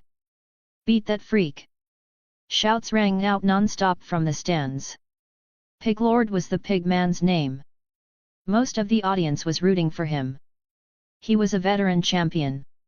While he couldn't compare to Technorg, he was still an undeniably powerful contender. As for Kevin, the newcomer, his appearance might have been intimidating, but the crowd clearly wasn't convinced. They firmly believed Piglord would take the win. At that moment, Piglord twisted his face into a vicious snarl, lifted his slaughter knife, and charged straight at Kevin 11. The fat on his face rippled with every step. Sharp tusks jutted from the corners of his mouth, making him look utterly terrifying. Damn it! I refuse to believe I can't beat you! Kevin 11 roared in fury, clenching his flaming fist and launching it forward like a cannonball. What he didn't realize was that Piglord suddenly stopped in his tracks. His mouth twitched strangely, then he spat out a thick glob of saliva with violent force. Original author's note. P.S. Both Mudragon and Piglord were fan submissions and fall under the original heroes mentioned earlier. Some of their settings were a bit too strong and would have affected combat balance, so I made slight adjustments. After all, this is still the early stage of the story, though their ultimate forms may be strengthened later. Chapter 185, Chapter 185, Seeding. Interstellar Arena, within the steel walls. Swamp Fire swung his palms back and forth, hurling streams of searing fireballs. Wrapped in scorching heat, they flew straight toward Mudragon. Mudragon was caught completely off guard. Faced with the relentless barrage, he faltered for a moment, scrambling to react. He had never imagined that a mere earthling could transform into an alien like this. The crowd around the arena erupted into even louder cheers, voices crashing together in a deafening roar. "Come on, Mudragon! Take down that plant man!" "Yet! What, are you scared now? Mudragon, you have to win! I bet a whole piece of Tadenite," the one-eyed alien shouted, his eyes bloodshot. "Ha ha ha! I put $1 on that earthling. If he actually wins, I'll make 10 grand. What a deal!"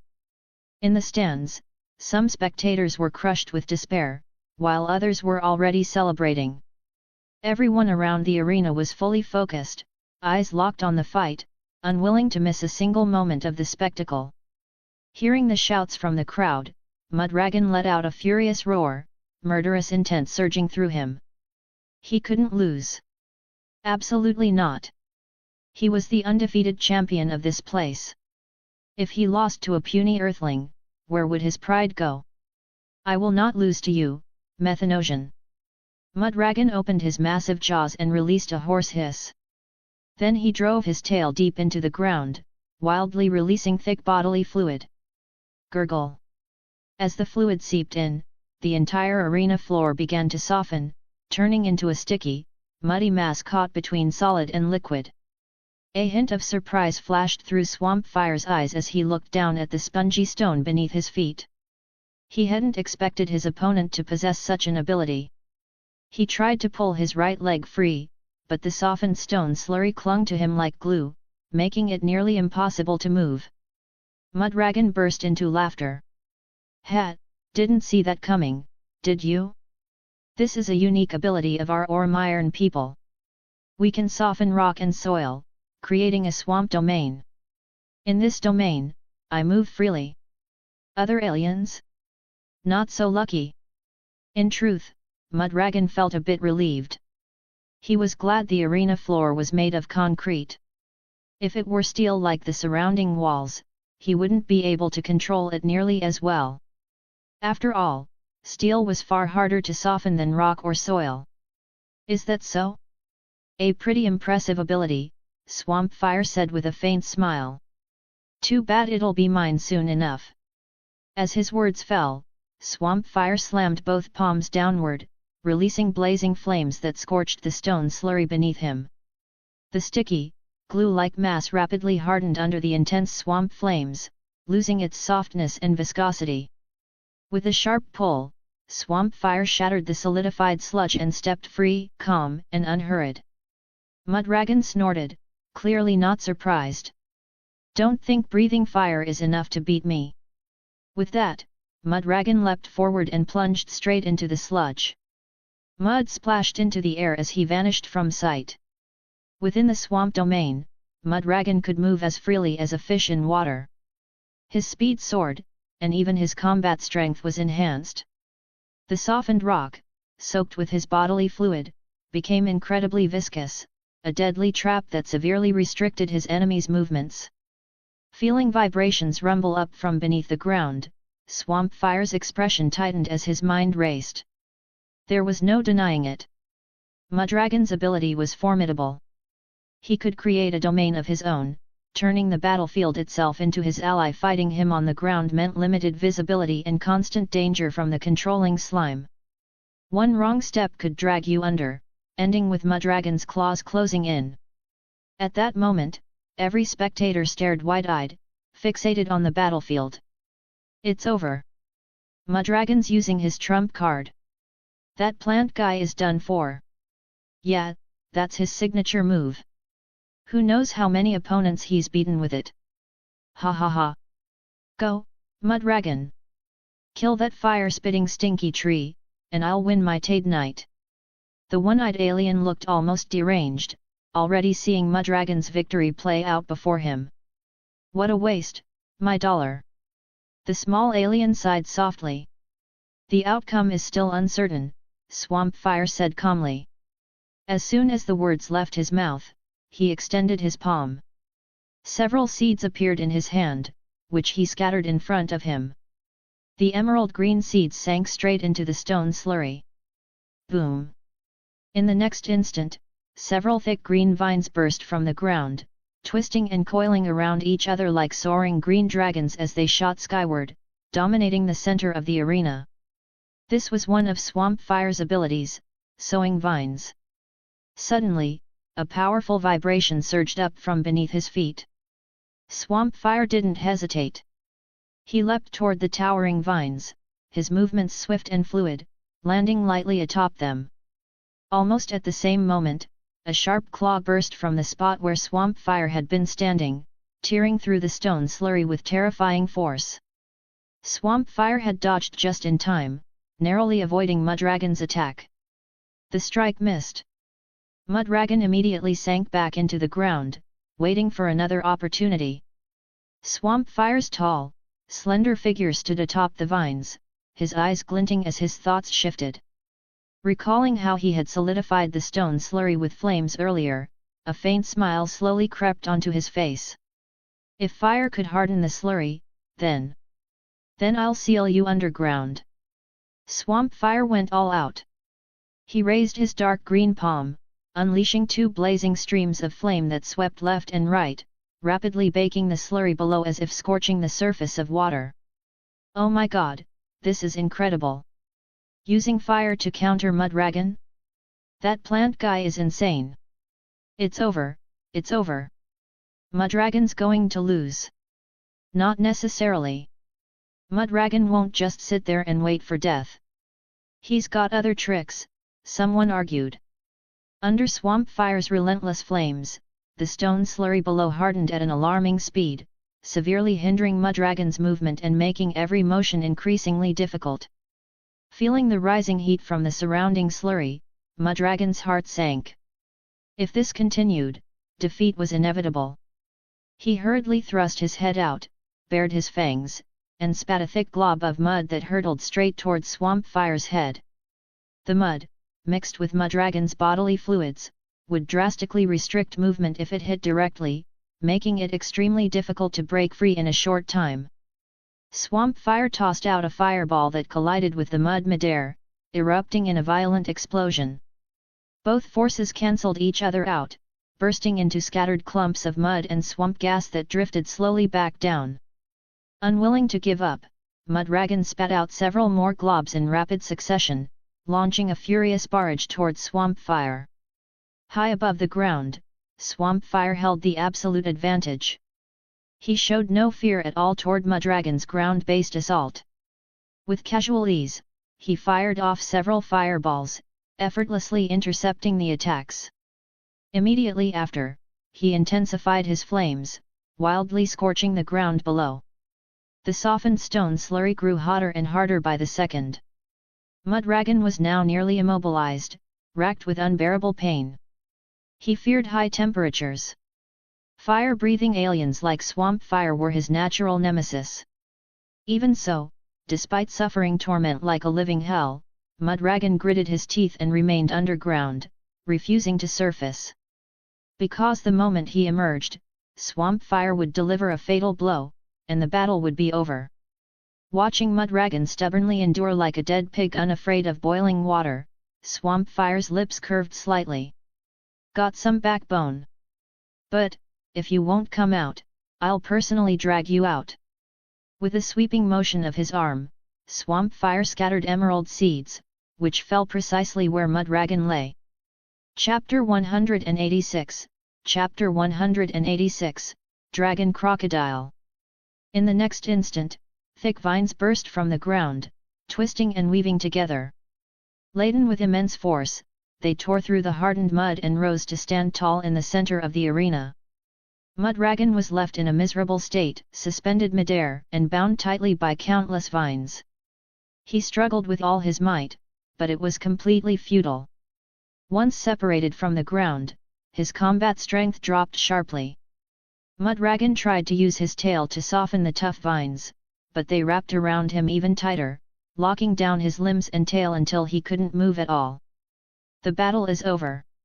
Swamp Fire launched a fireball that slammed straight into Mudragon's body.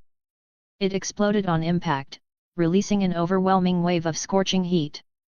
Mudragon let out a miserable scream, his eyes rolling back before he completely lost consciousness. Swamp Fire leapt through the air and landed back on the ground, raising his palm toward the vines. Retract. In an instant, all the vines withdrew like a receding tide, sinking back into the earth and vanishing without a trace. Only Mudragon remained, barely alive. His entire body was charred black by the flames, teetering on the brink of death. Swamp Fire did not finish him off. He still needed to record Mudragon's DNA. He tapped the Omnitrix on his chest, reverting to his original form, then walked toward Mudragon. The moment he drew close, the Omnitrix lit up again and emitted a prompt. Undocumented DNA detected. Proceed with acquisition. Lucian pressed the watch. A beam of light shot out immediately, enveloping Mudragon on the ground. 2 seconds later, the Omnitrix retracted the beam. Unknown DNA sample acquired. Scan complete. That's a wrap. Lucian took a deep breath. Why, didn't you kill me? Mudragon forced his eyes open and spoke weakly. By the rules of the interstellar arena, losing a match had always meant one thing, death. So why hadn't this earthling killed him? Don't get emotional. Keeping you alive serves a purpose. Lucian shrugged indifferently. But if we meet again, I might not let you off so easily. Mudragon lay sprawled on the ground, eyes filled with confusion. He couldn't understand a word the other man was saying. The victor of this battle is the earthling contestant. A cold, mechanical voice echoed from above. The packed stands fell into stunned silence. Every spectator froze, eyes wide enough they looked ready to pop out. Mudragon. Mudragon actually lost? He was the undefeated champion here. Ah! I lost all my money. What kind of disaster is this? I even lost my underwear, wah! The rabbit-eared alien covered her face and burst into tears. Ah! My Tade Knight! It's gone just like that. Mudragon, you useless disgrace! The one-eyed alien clutched his head, completely breaking down. Ha ha ha! I won 10,000 bucks. Yes.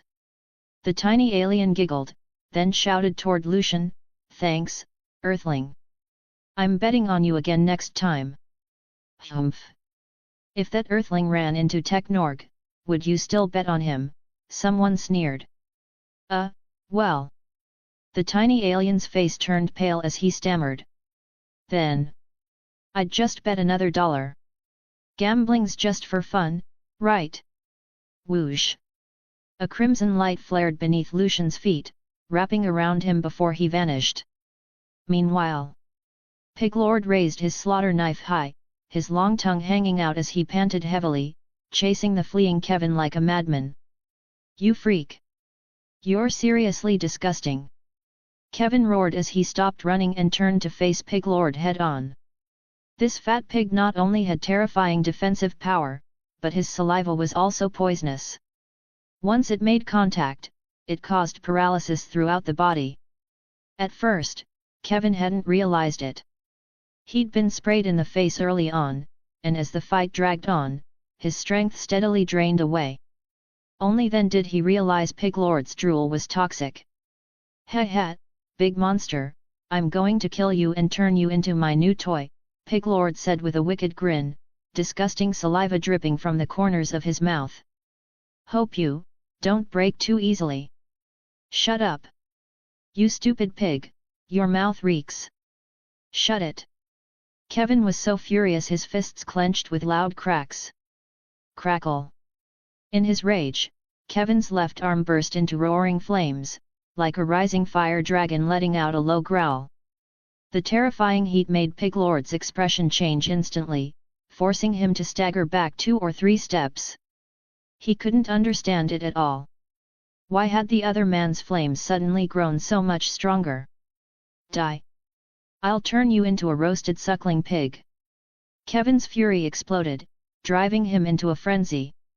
He clenched his massive, flame-wreathed arm and slammed it toward Piglord with unstoppable force.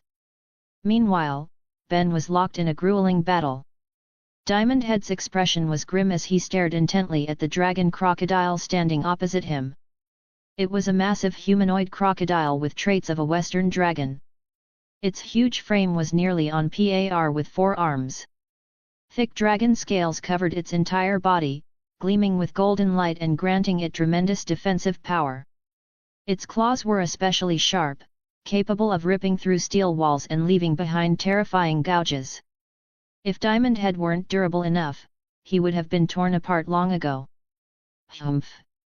There has to be a way to break through those dragon scales. Diamond Head's gaze grew increasingly focused. You're dead, stone monster! The dragon crocodile roared, raising its sinister claws. Like a savage beast charging out of its cage, it rushed straight at Diamond Head. Diamond Head assumed a defensive stance, preparing to meet the attack. Suddenly, his eyes flickered, as if he had noticed something. The dragon crocodile didn't notice a thing. Thinking Diamond Head had been scared stiff, its arrogance only grew. It poured all its strength into its golden claws and thrust forward violently. Chapter 187, Chapter 187, Born This Way.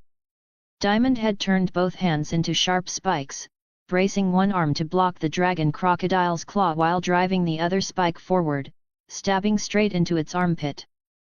Gah! The dragon crocodile let out a pained grunt, its brown eyes widening. Damn it! When did he notice my weak spot? Diamond Head's strike hit like it went straight to the creature's soul. The moment the dragon crocodile raised its claw, Diamond Head caught sight of its armpit, the only place not covered by hard dragon scales. He immediately decided that had to be the dragon crocodile's weak point. Even if it wasn't, there was no way it could withstand his spikes. Sure enough, after taking that brutal hit, the dragon crocodile instantly wilted. Its arrogant momentum vanished without a trace, leaving it limp and floppy like a washed-up fish. At that moment, the dragon crocodile felt searing pain under its arm, and its whole body went weak. It wanted to counterattack, but it simply couldn't. Diamond Head followed up with a single punch that knocked the dragon crocodile out cold, securing victory. Whoosh! As expected, the spectators in the stands erupted in cheers, loudly applauding Diamond Head and tossing down all kinds of rare minerals. After all, unlike the match between Mudragon and Lucian, where the gap in apparent strength was obvious, plenty of people had bet on Diamond Head to win. Oh yeah, who's the baddest? Diamond Head threw both hands into the air, basking in the cheers and enjoying it to the fullest. Thud! A burst of intense red light flashed, and Diamond Head reverted to his original form, turning back into Ben. Ben stood there, then suddenly seemed to remember something. He hurried over to the unconscious dragon crocodile. He grabbed the dragon crocodile's claw and swiped it across the Omnitrix. The central screen immediately shifted from red to yellow, beginning to record the dragon crocodile's genetic data. Unlike the calibrated Omnitrix, the Omnitrix replica worked like the prototype. It needed to touch an alien's body to record their genetic data. The calibrated Omnitrix, on the other hand, could scan DNA samples remotely without close contact. So far, Ben had gained 15 alien heroes. Besides the 10 original heroes, he also had Humongousaur, Spider Monkey, Cham Alien, Red Spike Snake, and the Dragon Crocodile's DNA. Awesome, another alien hero. Ben smiled brightly. This Dragon Crocodile wasn't weak at all, and it looked insanely badass too, perfect for showing off. Over on Kevin's side, the fight was already over. Piglord had attacked with saliva and also spewed filthy insults at Kevin, even saying he wanted to break him. Kevin was already hot-tempered. Hearing that kind of talk made him snap completely, the rage inside him surging to the extreme, like a furnace drenched in gasoline, reaching a terrifying level. He had heat blast's genes in his body, and the angrier heat blast got, the stronger he became. Piglord's behavior brought about his own destruction.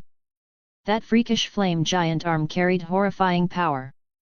If Piglord hadn't raised his slaughter knife in time, he would have been roasted into a whole pig on the spot.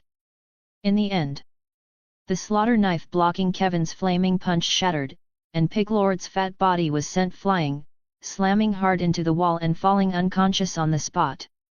Kevin wanted to kill him, but he had already burned through all his strength. Combined with the earlier poisoning, he didn't even have the energy left to slaughter the pig. Since Piglord was crippled and in a deep coma while Kevin was still awake, the match was declared Kevin's victory. A strange red light lit up beneath Kevin's feet, teleporting him to the cafeteria. In the cafeteria, Lucian sat on a chair while the squid man beside him chattered non-stop. "My good brother, you actually beat that mudragon. Not bad." The squid man raised a tentacle, curling it slightly backward. "Besides Technorg, there aren't many people I'm afraid of anymore. Mudragon is one of them. For you to beat him, that really surprised me." "You flatter me," Lucian said with a faint smile. The squid man's eyes rolled. "By the way, how did you become a methanosian? Can you teach me? It's something you're born with." "You can't teach it," Lucian said, spreading his hands. "All right then." The squid man looked a little disappointed, but his eyes quickly lit up again. He leaned close to Lucian's ear and whispered, "Good brother, you're so strong. From now on, I'm counting on you to cover for me, all right?" Seeing him act so secretive, Lucian couldn't help laughing, but he shook his head. "Don't worry. I won't be covering for you." "Why?" The squid man's eyes dimmed, his voice turning a little aggrieved. "Are you really planning to stay here for the rest of your life?" Lucian asked back. The squid man's eyes twitched, filling with shock and fear. "Could it be, you're planning to shh?" Lucian put his index finger to his lips and whispered, "Join me. I guarantee I'll get you all home." The squid man's gaze struggled as if he were weighing something, absent-mindedly fiddling with his tentacles. After a moment of silence, he looked up and made a major decision. "All right. I'll go with you." Seeing that look in his eyes, like he was ready to die for it, Lucian could only sigh. This guy really had been scared into obedience. "'Cause..." a familiar voice came from behind. Lucian turned and saw Ben, completely unhurt. He chuckled softly. "Ben, looks like you beat your opponent too. Come, tell me what kind of opponent it was." The two exchanged a few words and learned about Mudragon and the dragon crocodile. When they talked about recording their opponent's genes, they both started laughing at the same time. It seemed like they really were cut from the same cloth. Lucian cleared his throat. Mudragon and the dragon crocodile aren't weak. If they're willing to cooperate, they'll be very useful. The dragon crocodile is hard to say. "He's got a terrible temper," Ben said, scratching his head in frustration. "Forget it. We still have 2 matches left. Let's deal with what's in front of us first," Lucian said unhurriedly. "But cuz, we've got controllers installed on us. What do we do when the time comes?" Ben's face filled with worry. Even if they turned into aliens, they still feared electricity. Lucian twisted his head and glanced at the controller on his back.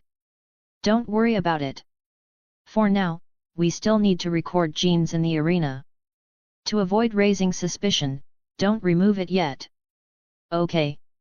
We'll do whatever you say, cuz." Sweeping his gaze around, Lucian found that there weren't any particularly strong aliens here. Forget Technorg, there wasn't even anyone on Mudragon or Dragon Crocodile's level. As for why they were here, maybe it was because they were newcomers, or maybe Slixvigma had already discovered the Omnitrix's secret and wasn't letting them record stronger DNA. Lucian shook his head and stopped thinking about it. He couldn't be bothered scanning the weaker aliens around. Recording them would be useless and might even become a burden. Seeing how picky Cuz was, Ben became picky too. Besides, his recording required zero-distance contact, so he simply didn't go. 2 hours had passed since Lucian defeated Mudragon. The battle is about to commence. Contestants, prepare yourselves. The cold mechanical voice rang out from above once more. Thud. A crimson glow enveloped dozens of aliens, and they vanished from where they stood. When Lucian came back to his senses, he realized he was already in the arena. And standing opposite him was a lizardman? Chapter 188, Chapter 188, Take a Bite. About 2 meters tall, the lizardman had a medium build, neither thin nor fat, but its body was covered in iron-grey scales that flowed with a steel-like sheen. On its back were 6 white bone spines, a bit like a spider's long legs, their sharp tips flashing with a cold, sinister glint. The crowd around them erupted into noise again, screams and cheers rising without end. Bone-armored lizard, kill that earthling! Ha ha ha ha, no need to watch this one. Old Bones is definitely winning. Not so sure. That earthling can transform, and he even beat Mudragon. Humph, bone-armored lizard is only stronger than Mudragon, not weaker. I'm betting 10,000 gold coins on the earthling. The tiny alien was back again, slamming her money down. I'm betting 2 Tade Knights, worth 200 million gold coins, on bone-armored lizard. A black-robed figure spoke in a hoarse voice, mysterious and unreadable. The tiny alien snorted and turned its head away, not wanting to look at the black-robed figure. It looked small, only about the size of a human palm, her face full of stubborn determination. As the signal sounded, the battle was about to explode. Lucian pressed the Omnitrix, switched heroes, then activated it. Humongousaur. A powerful humanoid Tyrannosaurus appeared in the arena, instantly drawing a wave of excited cheers. The spectators had expected Lucian to transform into the Methanosian again, but instead he turned into a dinosaur, looking fierce and savage. Bone-armored lizard snorted coldly, its body covered in scales. With blood-red eyes, it strode toward Humongousaur. Big body, what's it good for? I'll still knock you down, Bone-armored lizard said arrogantly, staring at Humongousaur with contempt. Then try it. Humongousaur bared his teeth in a grin. Fine. Bone-armored lizard kicked off the ground, shooting forward like an arrow released from a bow, reaching Humongousaur in the blink of an eye. Then it clenched its blue-scaled fist and slammed it toward Humongousaur's chest with aggressive force. Humongousaur caught it with one hand, grabbed bone-armored lizard's fist, and whipped it down into the ground, smashing it hard. With a loud bang, spiderweb cracks spread across the floor. Bone-armored lizard's expression changed. It sprang up immediately and retreated at high speed. It hadn't expected Humongousaur's strength to be so terrifying. Bone-armored lizard had dealt with enemies even bigger than this before, but power like Humongousaur's was something it had never seen. Even so, bone-armored lizard didn't panic, because it hadn't been serious earlier. It had thought the other side was just a nobody, so it hadn't used its full strength. Next, I'll show you what I can really do. As soon as the words fell, bone-armored lizard thrust out the bone spines on its back, drawing them together in front of its body. Then its figure flickered as it charged in at top speed. The 6 pale bone spines whipped up and down like sharpened spears, tearing through the air as they spun around bone-armored lizard's body, slashing viciously at Humongousaur. That brutal offensive actually suppressed Humongousaur for a short time. Humongousaur dodged left and right, then slapped out a palm, blocking 2 howling bone spines. But the next moment, the other spines arrived one after another, all of them sweeping across Humongousaur's waist. In an instant, a surging force struck, sending Humongousaur flying sideways to tumble across the ground. Bone-armored lizard threw its head back and laughed, its eyes blazing blood red. See? This is my true strength. Humongousaur shook his head and slowly stood back up. This bone-armored lizard wasn't weak. Those 6 white bone spines on its back could even suppress a normal humongousaur for a moment. But that was all. Bone-armored lizard grew even more arrogant, laughing loudly. So this is the newcomer who beat Mudragon? Pathetic. You stupid lizard, watch closely. As he spoke, Humongousaur clenched both fists, his body swelling rapidly as hard bone plates grew from his back, making him massive and imposing. In just a few seconds, he shot up from a height of a little over 3 meters to 20 meters tall. Bone-armored lizard tilted its head up, eyes filled with shock as it was swallowed by that enormous shadow. Elsewhere, Ben was fighting too. His opponent was an alien known as Weapon Master. It had a thin, lanky body, and its face was an axe, lined with sharp teeth. Its hands were 2 red tentacles, and its body could secrete a liquid that transformed those tentacles into all kinds of weapons, hardening them on the spot. Because of its biology, Weapon Master could only form melee weapons to unleash its full strength. Even if it turned into a gun, it couldn't fire bullets. Ben transformed into Spider Monkey, constantly shooting out webbing as he circled Weapon Master, dragging the fight into a tight, drawn-out back and forth. Elsewhere, Kevin 11 was fighting Blood Fox. It was a humanoid fox standing upright. Its entire body was covered in blood-red fur, with sharp fangs and claws. Those narrow eyes were filled with danger. It had a slender build and moved with agile speed, about 1.8 meters tall, relatively small among aliens. Blood Fox could use charm abilities, and it could also absorb a target's blood to restore its own stamina. Kevin 11's state was already unstable, teetering between madness and rage, so he was easily controlled by the seductive Blood Fox. So big, a rabbit. Kevin 11's eyes glowed red as he stood there in a daze, saliva dripping from the corner of his mouth. Not much to look at, but the energy is plentiful. Blood Fox leaned close to Kevin's face and took a deep sniff, then leapt lightly onto his shoulder. Let me take a bite, just one. Blood Fox opened its small, sharp teeth and bit into Kevin's neck, greedily drawing his blood. The enlarged Humongousaur stood in the arena, power radiating from his massive frame, like an unshakable mountain. Bone-armored lizard panicked and backed away again and again, retreating all the way to the edge of the wall. It hadn't expected the other side to become so huge. It was terrifying. What's wrong? Where'd all that swagger go?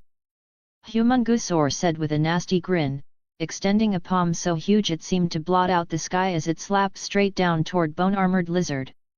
Chapter 189, Chapter 189, Fearless Resistance.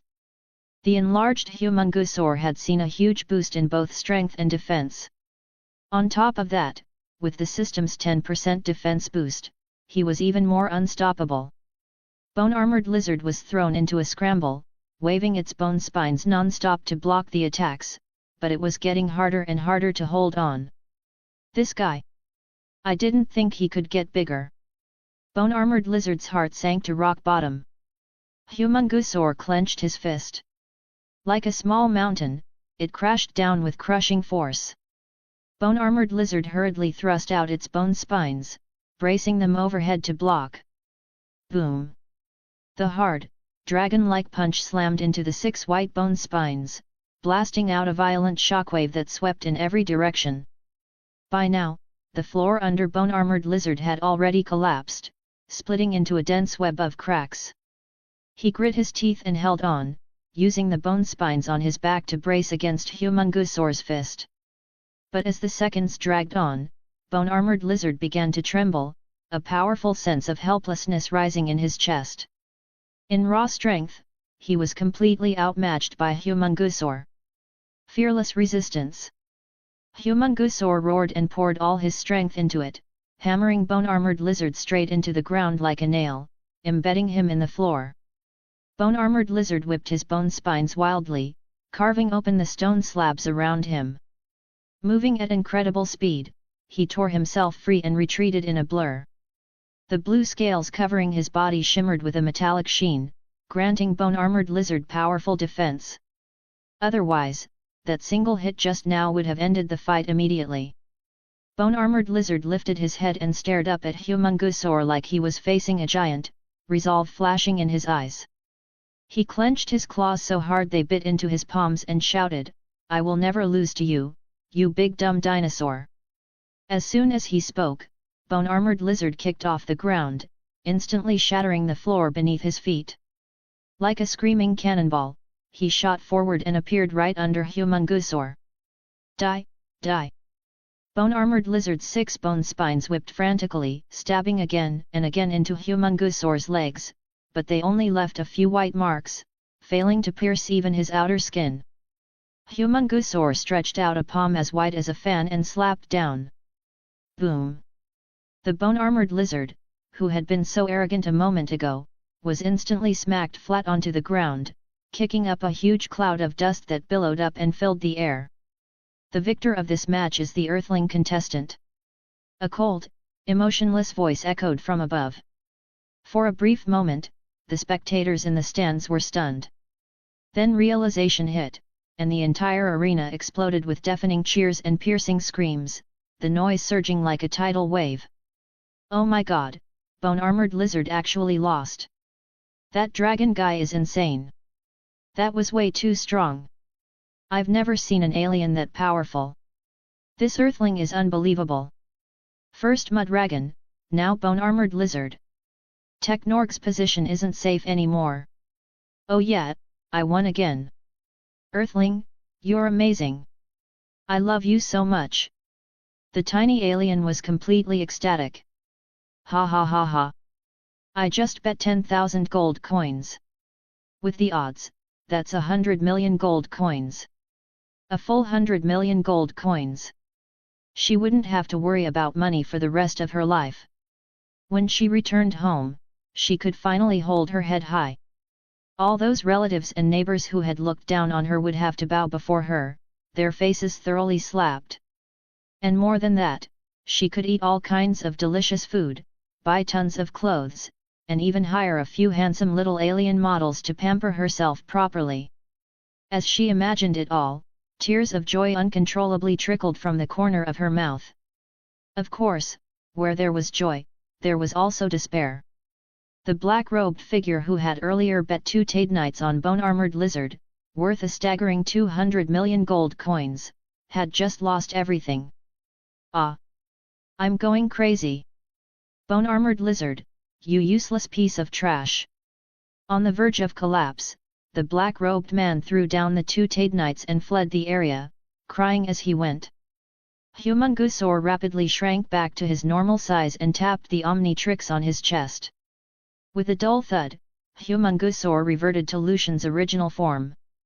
Detected unregistered DNA. Would you like to record it? The Omnitrix on his wrist flashed. Obviously. It'd be a waste not to.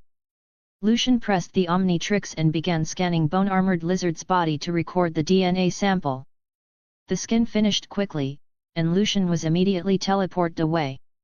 Elsewhere, the battle between Spider Monkey and Weapon Master had reached its final stage.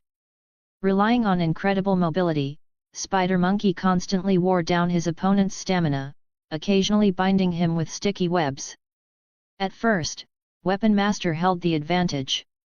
Using the fluid secreted from his body, he transformed his tentacles into 2 massive blades, easily slicing through the surrounding webs. But as time dragged on, his stamina began to fail. No matter how strong he was in close combat, he had no advantage if he couldn't touch Spider Monkey at all. Seeing the moment was right, Spider Monkey shot out white webbing from his tail, tightly binding Weapon Master's legs.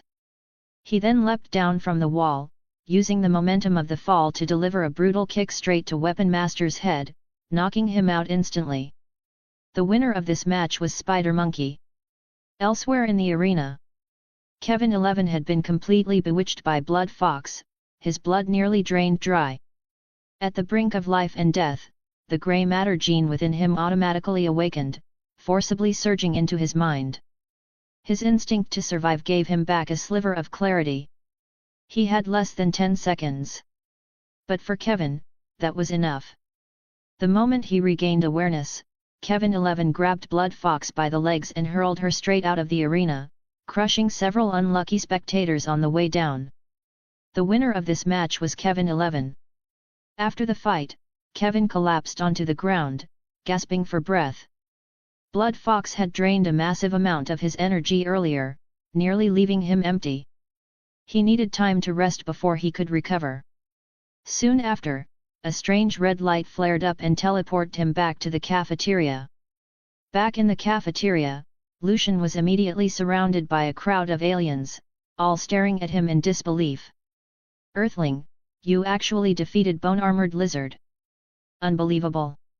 Such a powerful opponent, and you took him down so fast.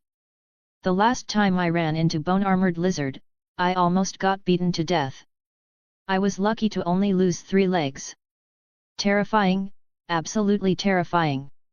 Earthling, next time we meet, you've got to go easy on me, or I won't survive."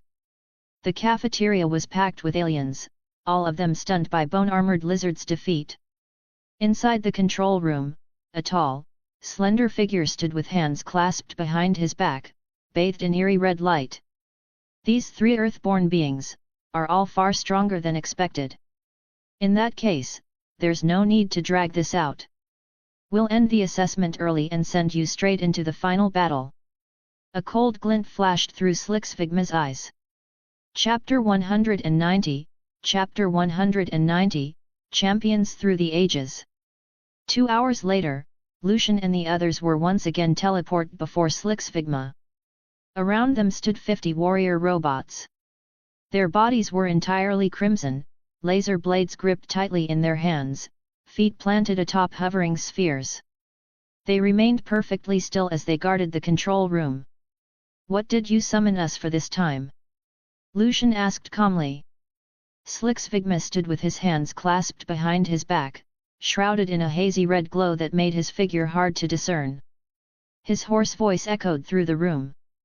"I've decided to let you enter the finals ahead of schedule." "Wait, what?" Ben frowned. "Didn't you say each of us had to fight 3 individual matches?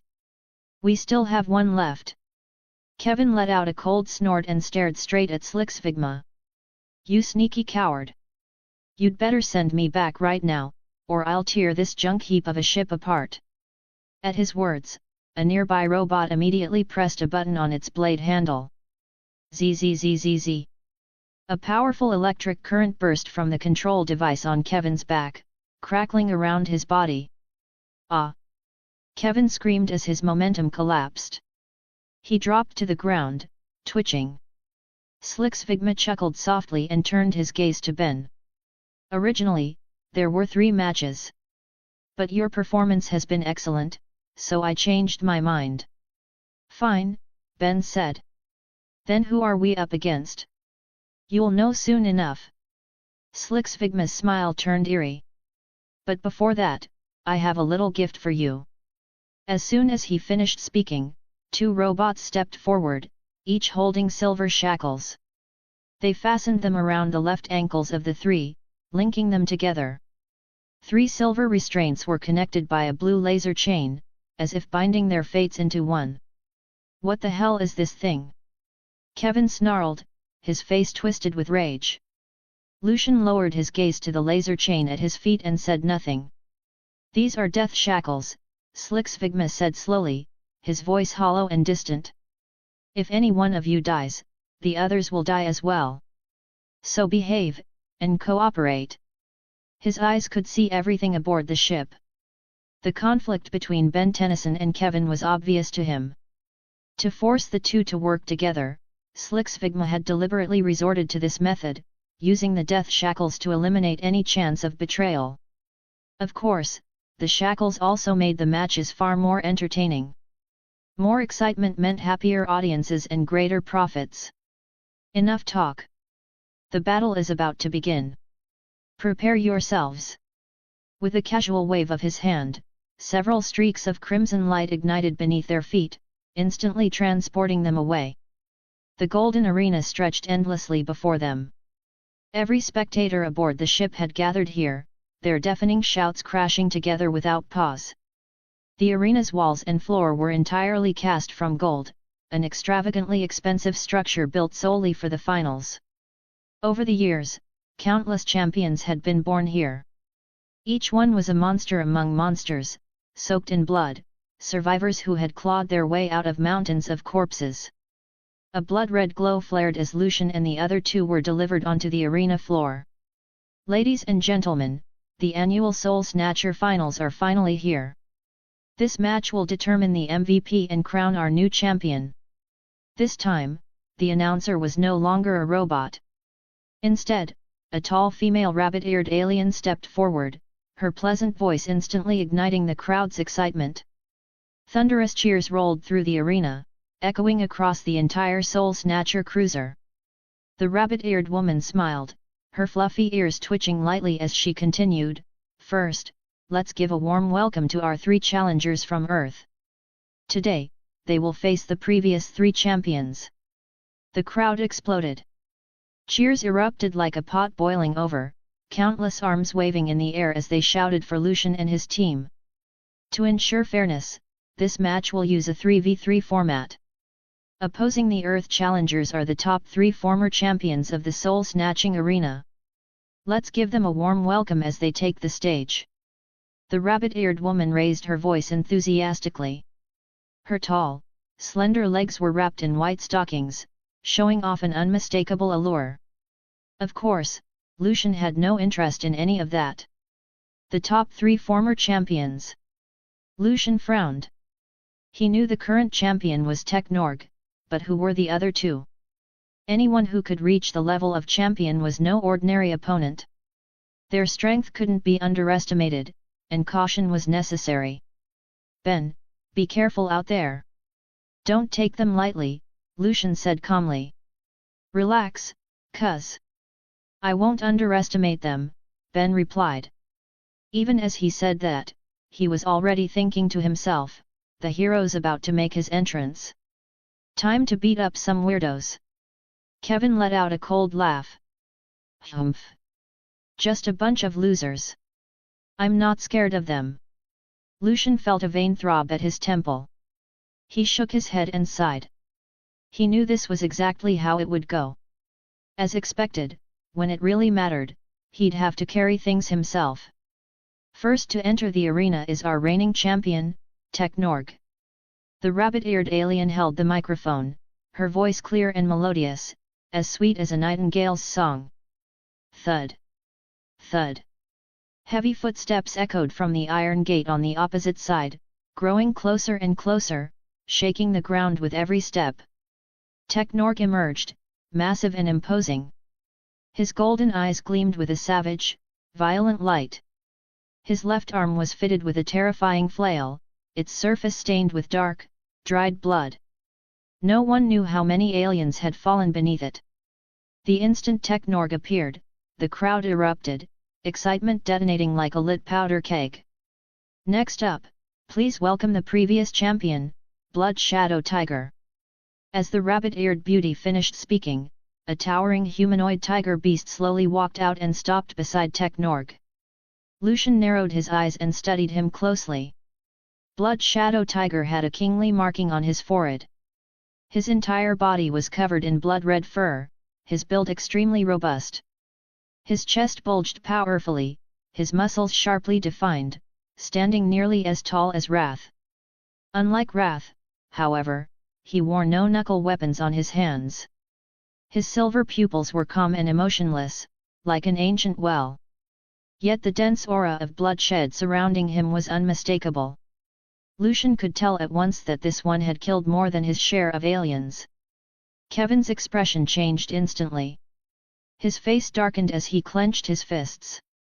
Damn it, another freak, he thought. He had assumed Technorg was already the strongest there was. He hadn't expected former champions to still be this intimidating. The rabbit-eared alien's eyes sparkled as she continued her explanation. Some newcomers might think that former champions can't compare to the current one, that each generation grows weaker. That isn't true. According to the rules set by Lord Slixvigma, once someone becomes the arena champion, they no longer need to fight. They can remain aboard the ship and enjoy wealth, luxury, and the company of beautiful women. Lucian's gaze shifted slightly. In other words, once you became champion, you were set for life. No worries about food or shelter, endless riches, and different beautiful alien companions every day. Second only to Slixvigma himself. Past champions weren't necessarily weaker than the current champion. After all, once they won the title, they no longer had to participate in future tournaments unless they chose to. So why were all these former champions being dragged out now? Some of you may be wondering why, for today's match, 3 former champions have been deployed, the rabbit-eared beauty said with a smile. That's because the outstanding performance of the 3 Earth challengers has drawn Lord Slixvigma's special attention. To enhance the spectacle and entertainment value, and to fully satisfy our audience, the 3 champions have been specially invited to compete. The crowd exploded. Wild howls and deafening cheers surged through the arena, voices overlapping into a chaotic roar. I didn't volunteer for this, Blood Shadow Tiger said coldly. He had been happily playing with a tigress when Slixvigma issued the order. Participate in this match, or be eliminated. Lucian caught the look on his face. He clearly wasn't pleased. So even champions were still nothing more than Slixvigma's prisoners. No wonder there was resentment simmering beneath the surface. Next, please welcome the champion from 2 generations ago. He is the embodiment of death and poisonous miasma, the nightmare of countless challengers, the living legend of the battle arena, the powerful and mysterious Shadow Death Guard. The rabbit-eared alien exaggerated her tone, deliberately dragging out the final words to whip the atmosphere into a frenzy. Every pair of eyes in the arena widened, all of them locked onto the iron gate, desperate to catch a glimpse of Shadow Death Guard's true form. Chapter 191, Chapter 191, The Shadow Death Guard. From the gloomy iron gate, a towering figure slowly emerged. His entire body was clad in armor, with only his arms and left leg exposed. Those exposed parts were an eerie purple soul form, like an undead revenant from medieval Europe, exuding a faint, chilling aura. Beneath the silver helmet, a pair of golden eyes gleamed. There was no joy or sorrow in them, no hint of emotion at all. They felt like eyes that could see through everything in the universe, detached from the mortal world. This is the Shadow Death Guard, Lucian murmured. Although the Shadow Death Guard's presence wasn't particularly overwhelming, Lucian knew all too well that enemies like this were often the most dangerous. True experts rarely let their aura spill outward. They stayed restrained, steady, and composed. A tiger in the heart, yet gentle enough to smell the roses. They stayed silent until they struck, and when they did, it was shocking. When someone revealed their full momentum, it was either because they had met a powerful enemy, or because the timing was perfect for a single, fatal blow. The Shadow Death Guard's gaze remained calm as he walked over and stopped beside the Blood Shadow Tiger, standing shoulder to shoulder with him. This is the champion of the previous 2 arenas, the Shadow Death Guard, the bunny-eared beauty announced loudly, her voice filled with passion. Since winning the championship, this powerful contender has not fought for 2.5 years. And today, under the orders of Slixvigma, he will defeat 3 challengers from Earth in the Golden Colosseum. I believe many of you have never seen the Shadow Death Guard fight.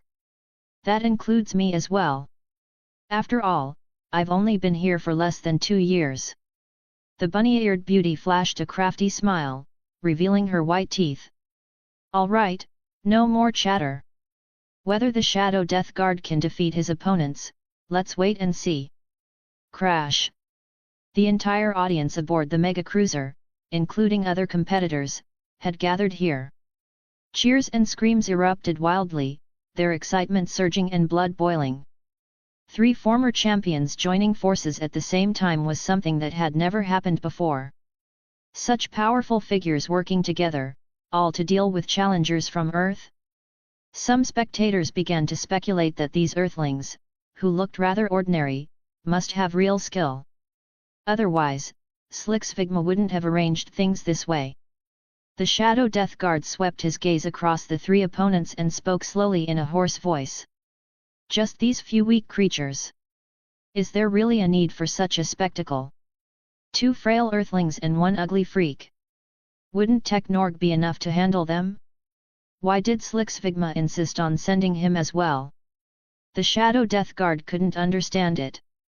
The Blood Shadow Tiger glanced at the Shadow Death Guard and quietly shifted his footing, edging a little closer to Technorg, as if instinctively repelled by the aura surrounding him.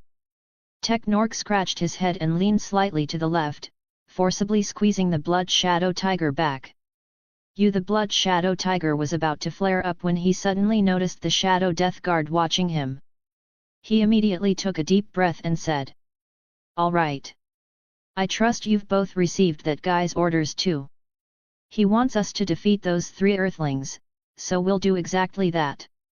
Once the job's done, we eat and drink to our heart's content. What do you say?"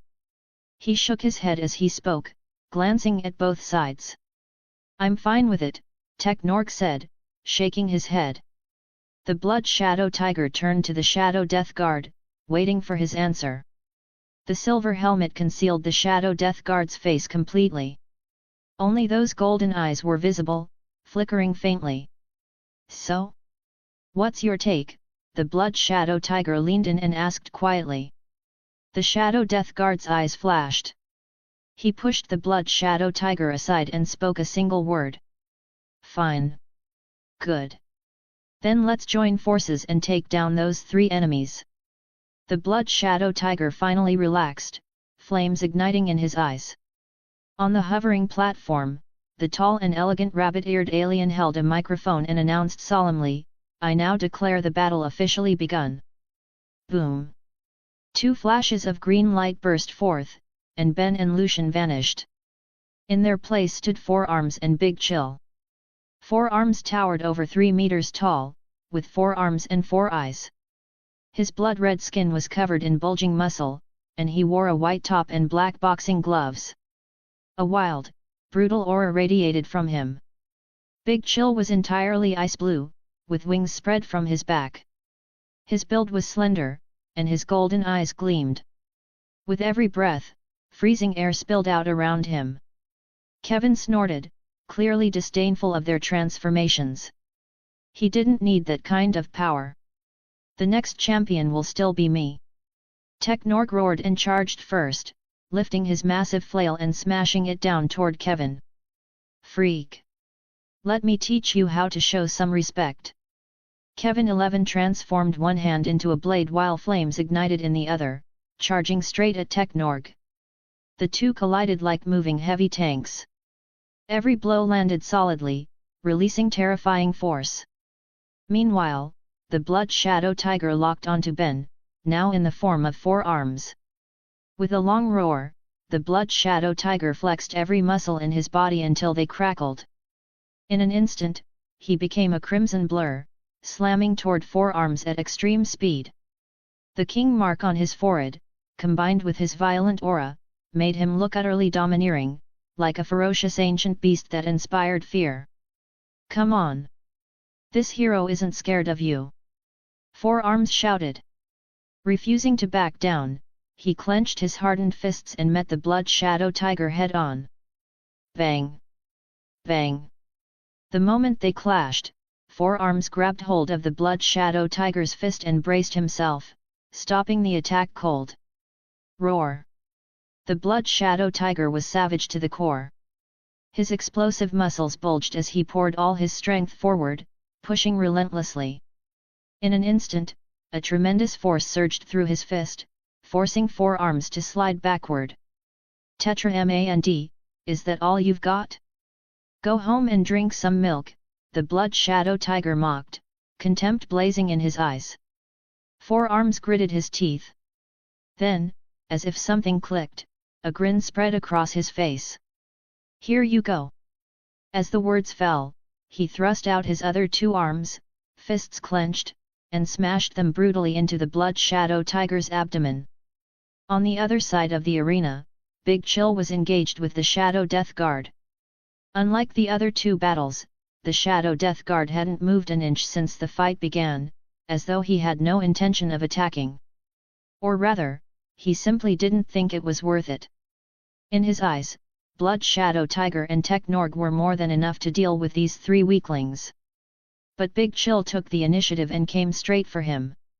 Facing the mysterious Shadow Death Guard, Big Chill showed no fear. He exhaled a surge of freezing breath that swept toward his opponent. The Shadow Death Guard sidestepped effortlessly, then shot upward, stepping on violently churning purple energy as he charged toward Big Chill in midair. He can fly. Big Chill's eyes narrowed. Seeing the Shadow Death Guard closing in, Big Chill didn't hesitate. He immediately released another blast of icy breath, condensing it into a massive ice rhino in front of him. Chapter 192, Chapter 192, Phantom Form vs. Shadow Power. A massive horn rose from its head, sharp and terrifying, like a spear embedded in its skull. The ice rhino panted heavily, releasing strands of bone-chilling cold with every breath. Moo! Under Big Chill's control, the ice rhino let out a thunderous roar. It stomped forward with powerful legs, ice and snow billowing into long curtains beneath its feet as it charged straight at the Shadow Death Guard. Not bad, but that's all, the Shadow Death Guard said calmly. He extended his pale claws, purple energy clinging to them, and slashed forward. Rib! The purple claws carved through the air, leaving behind eerie afterimages laced with an unfathomable aura. In an instant, the ice rhino was torn apart, exploding into countless icy fragments that rained down across the golden floor. A trace of shock flashed through Big Chill's eyes. The ice rhino was destroyed that easily. Were those claws really that sharp? No. That wasn't it. Big Chill quickly noticed the strange layer of purple energy wrapped around the Shadow Death Guard's claws. So that's it, Lucian judged silently. The Shadow Death Guard can activate some kind of special energy to strengthen his attacks. Watching Big Chill freeze in place, the Shadow Death Guard sneered inwardly. So the other side had noticed. That was right. He did possess a unique power, known as Shadow Force.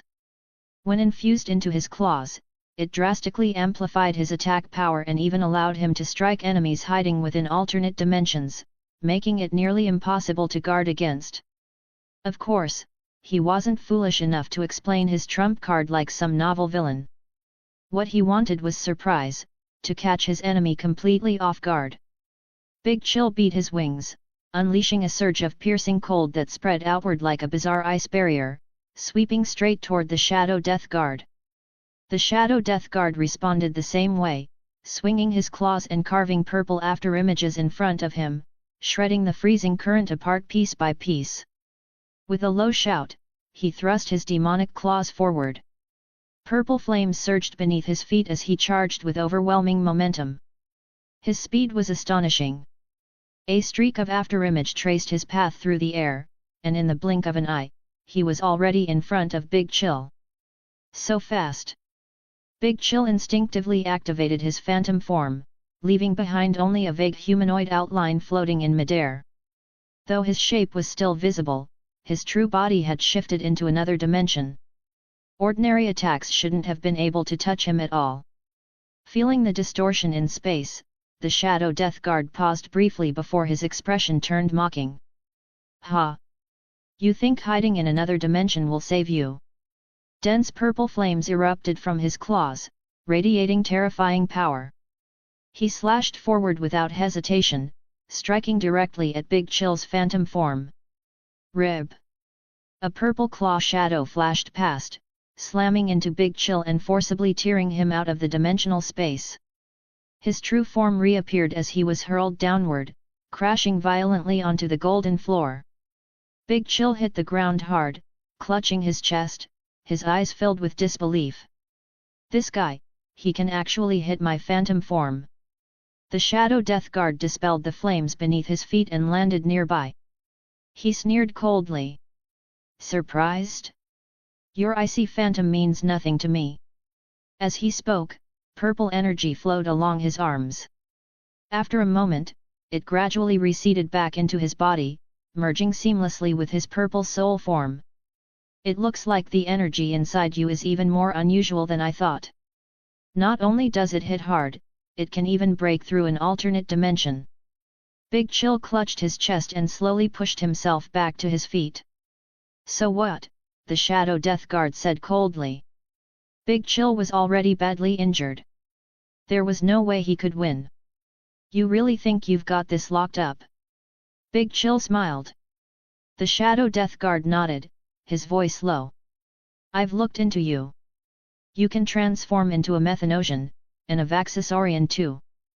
But what does that change? You weren't my match even as that Nakfuji alien. Turning into those two won't make the outcome any better. You'll still lose to me in the end. Big Chill gave a faint smile. You do know a lot, recognizing that many alien species isn't easy. But aren't you worried I might be able to turn into something else? The Shadow Death Guard let out a snort. Inside the helmet, his golden eyes burned with confidence. Go ahead and transform. I'm the two-time champion of the soul-snatching arena. I've beaten over 200 challengers in a row and shattered the Mega Cruiser's win streak record. You think I'm scared? So that's where your confidence comes from. Big Chill understood. With accomplishments like that, the Shadow Death Guard really did have reason to be proud. No wonder the Blood Shadow Tiger had kept his distance, not daring to get too close. And with that thought, Big Chill's fighting spirit surged. His gaze turned blazing hot as he stared straight at the Shadow Death Guard. A strong opponent like you is rare, Big Chill said, flexing his claws. So next. I'm going all out. Consider it respect for a true powerhouse. Then come, the Shadow Death Guard snapped into a fighting stance. Big Chill drew in a deep breath, raised his ice blue claws, and slapped the Omnitrix on his chest. Thud. Bathed in eerie green light, Big Chill's body transformed rapidly. His ice blue form shifted into ghastly pale skin, split by horrifying cracks. A single purple eye opened in the center of his head, shining with a cold, murderous gleam. Ghost Freak. The green light faded. A pallid specter floated in midair, staring down the Shadow Death Guard not far away. Because he had killed Z-Scare earlier, Lucian had inherited Ghost Freak's full power, at a perfect, peak state. And he could tear open that white outer layer, reveal his true form, and unleash everything. What is that thing? The Shadow Death Guard's eyes narrowed. He had fought countless battles in the arena, yet he had never seen a species like this. It looked wicked to the bone. Ghost Freak let out a chilling grin and ripped his skin open, exposing a terrifying appearance. An inverted skull, a purple eye glaring from the center. Two bone-white claws gleamed with a harsh, icy light. His tail was patterned in black and white, and his body was fully intact, identical to Z-Scare's. This is what I really look like, Ghost Freak rasped, his voice like a fiend crawling out of hell. Facing Ghost Freak's horrifying presence, the Shadow Death Guard snorted. Whatever the opponent, he wasn't afraid. With that, he crossed his arms in front of his chest, drew on his shadow force, and unleashed a swirling purple poisonous mist. It howled like a storm as it surged outward in every direction. Chapter 193, Chapter 193, The Ultra-Toxic Domain. Colosseum. The surrounding stands were packed to the brim, a roaring sea of spectators. The noise never ceased, and every heart hung in their throat as countless eyes locked onto the battle raging below. At that moment, Kevin 11 and 4 arms were bound together, tightly locked in death shackles, fighting desperately against Technorg and Blood Shadow Tiger. As for Lucian, he had already transformed into Big Chill earlier. After entering phantom form, he broke free from the death shackles and regained his freedom. Now facing the Shadow Death Guard, an enemy capable of tearing open space itself, Big Chill chose to switch heroes. His form twisted as he transformed into Ghost Freak, ripping away the white outer layer and exposing his original, ferocious appearance. But the Shadow Death Guard responded in kind, unleashing his own trump card. He crossed his arms over his chest and gathered all his power. Purple toxic mist poured out from within his armor and spread at terrifying speed, blanketing everything within 100-meter radius. This was the Shadow Death Guard's signature technique, Venomous Domain. By driving his shadow energy to its limit, he created a toxic field spanning 100 meters around him, continuously poisoning anyone caught inside. Those affected would suffer a 20% drop in overall combat power, while the Shadow Death Guard himself remained completely unaffected. The flaw, however, was obvious. The domain made no distinction between friend and foe. As long as one remained within the toxic field, ally or enemy alike would be afflicted by the poison. The Shadow Death Guard knew full well that Venomous Domain would weaken Blood Shadow Tiger and Technorg as well, but he didn't care. In his eyes, as long as he dealt with Ghost Freak first, the remaining two would be nothing more than cleanup. He could finish them off effortlessly. Surrounded by the swirling purple mist, Ghost Freak's inverted skull tilted slightly, a flicker of surprise flashing through his violet eyes. He hadn't expected the Shadow Death Guard to not only tear through space, but also wield such terrifying poison. Even so, Ghost Freak could already feel it. His body grew heavier, his strength and speed both dulled to some extent. Within the hazy fog, a pair of golden eyes suddenly ignited, bursting with razor-sharp killing intent. Shadow energy surged around the Shadow Death Guard's claws, purple flames rolling violently as they tore through the poison mist. Carrying overwhelming force, the attack tore straight toward Ghost Freak's position. Ghost Freak let out a cold snort and slipped into nothingness, vanishing completely. The Shadow Death Guard's strike hit nothing. His eyes unfocused for a split second as he quickly scanned his surroundings, searching for his target. In the next instant, Ghost Freak appeared behind him. Skeletal claws shot forward and clamped down on the Shadow Death Guard's exposed arm. Ah! The Shadow Death Guard cried out in pain and spun around at once, slashing out with his purple claws. But he hit nothing but empty air. Ghost Freak had already disappeared again. Damn it, what the hell are you? The Shadow Death Guard growled, clenching his fists. Heh, didn't you say you can tear through space? Come on, try hitting me. A hoarse, mocking voice echoed through the mist. The Shadow Death Guard tightened his fists, golden eyes wide open, yet he still couldn't find Ghost Freak's position. It was true that he could shatter space and strike Big Chill. But Ghost Freak's ethereal form granted true invisibility. Ghost Freak's intangibility worked by expanding the gaps between his own molecules, allowing him to ignore physical attacks. Big Chill's phantom form, on the other hand, hid his body within another dimension entirely to avoid enemy strikes. In theory, Ghost Freak's method was the inferior one. But every power had its trade-offs. Big Chill's phantom form left behind a visible blue outline, something the naked eye could still detect. Ghost Freak was different. Like a truly formless spectre, he could fade completely from sight, gaining countless tactical advantages. The Shadow Death Guard's heart sank. His attacks were devastating, but without being able to see his opponent, they were utterly meaningless. Relying on surprise strikes, Ghost Freak steadily seized control of the fight. The enemy was exposed, while he remained hidden. Before long, the Shadow Death Guard's soul form suffered severe damage, torn apart again and again by Ghost Freak's razor-sharp claws. You monster! The Shadow Death Guard, encased in armor, dropped to one knee. His body trembled as he struggled to stay upright, clearly at the brink of collapse. Goodbye! From the void, Ghost Freak tore open a rift across his chest. Black and white tentacles burst forth, writhing wildly. From within the frenzy of those tentacles, a thick purple beam erupted. Like a roaring violet dragon, it slammed brutally into the Shadow Death Guard's chest. Boom! A thunderous explosion rang out. The savage purple dragon blasted the Shadow Death Guard away, sending him flying in a brilliant arc before he crashed heavily into the golden wall. Inside the silver helmet, the Shadow Death Guard's once blazing golden eyes had grown dim, flickering weakly like a flame swaying in a torrential rain, on the verge of being snuffed out. Of course, Ghost Freak had held back. He still needed to collect the opponent's DNA. A species this powerful couldn't be wasted. As the Shadow Death Guard collapsed, the purple toxic mist surrounding the arena gradually dispersed, the air returning to its former clarity. The rabbit-eared alien, tall and slender, hovered in place atop her floating board.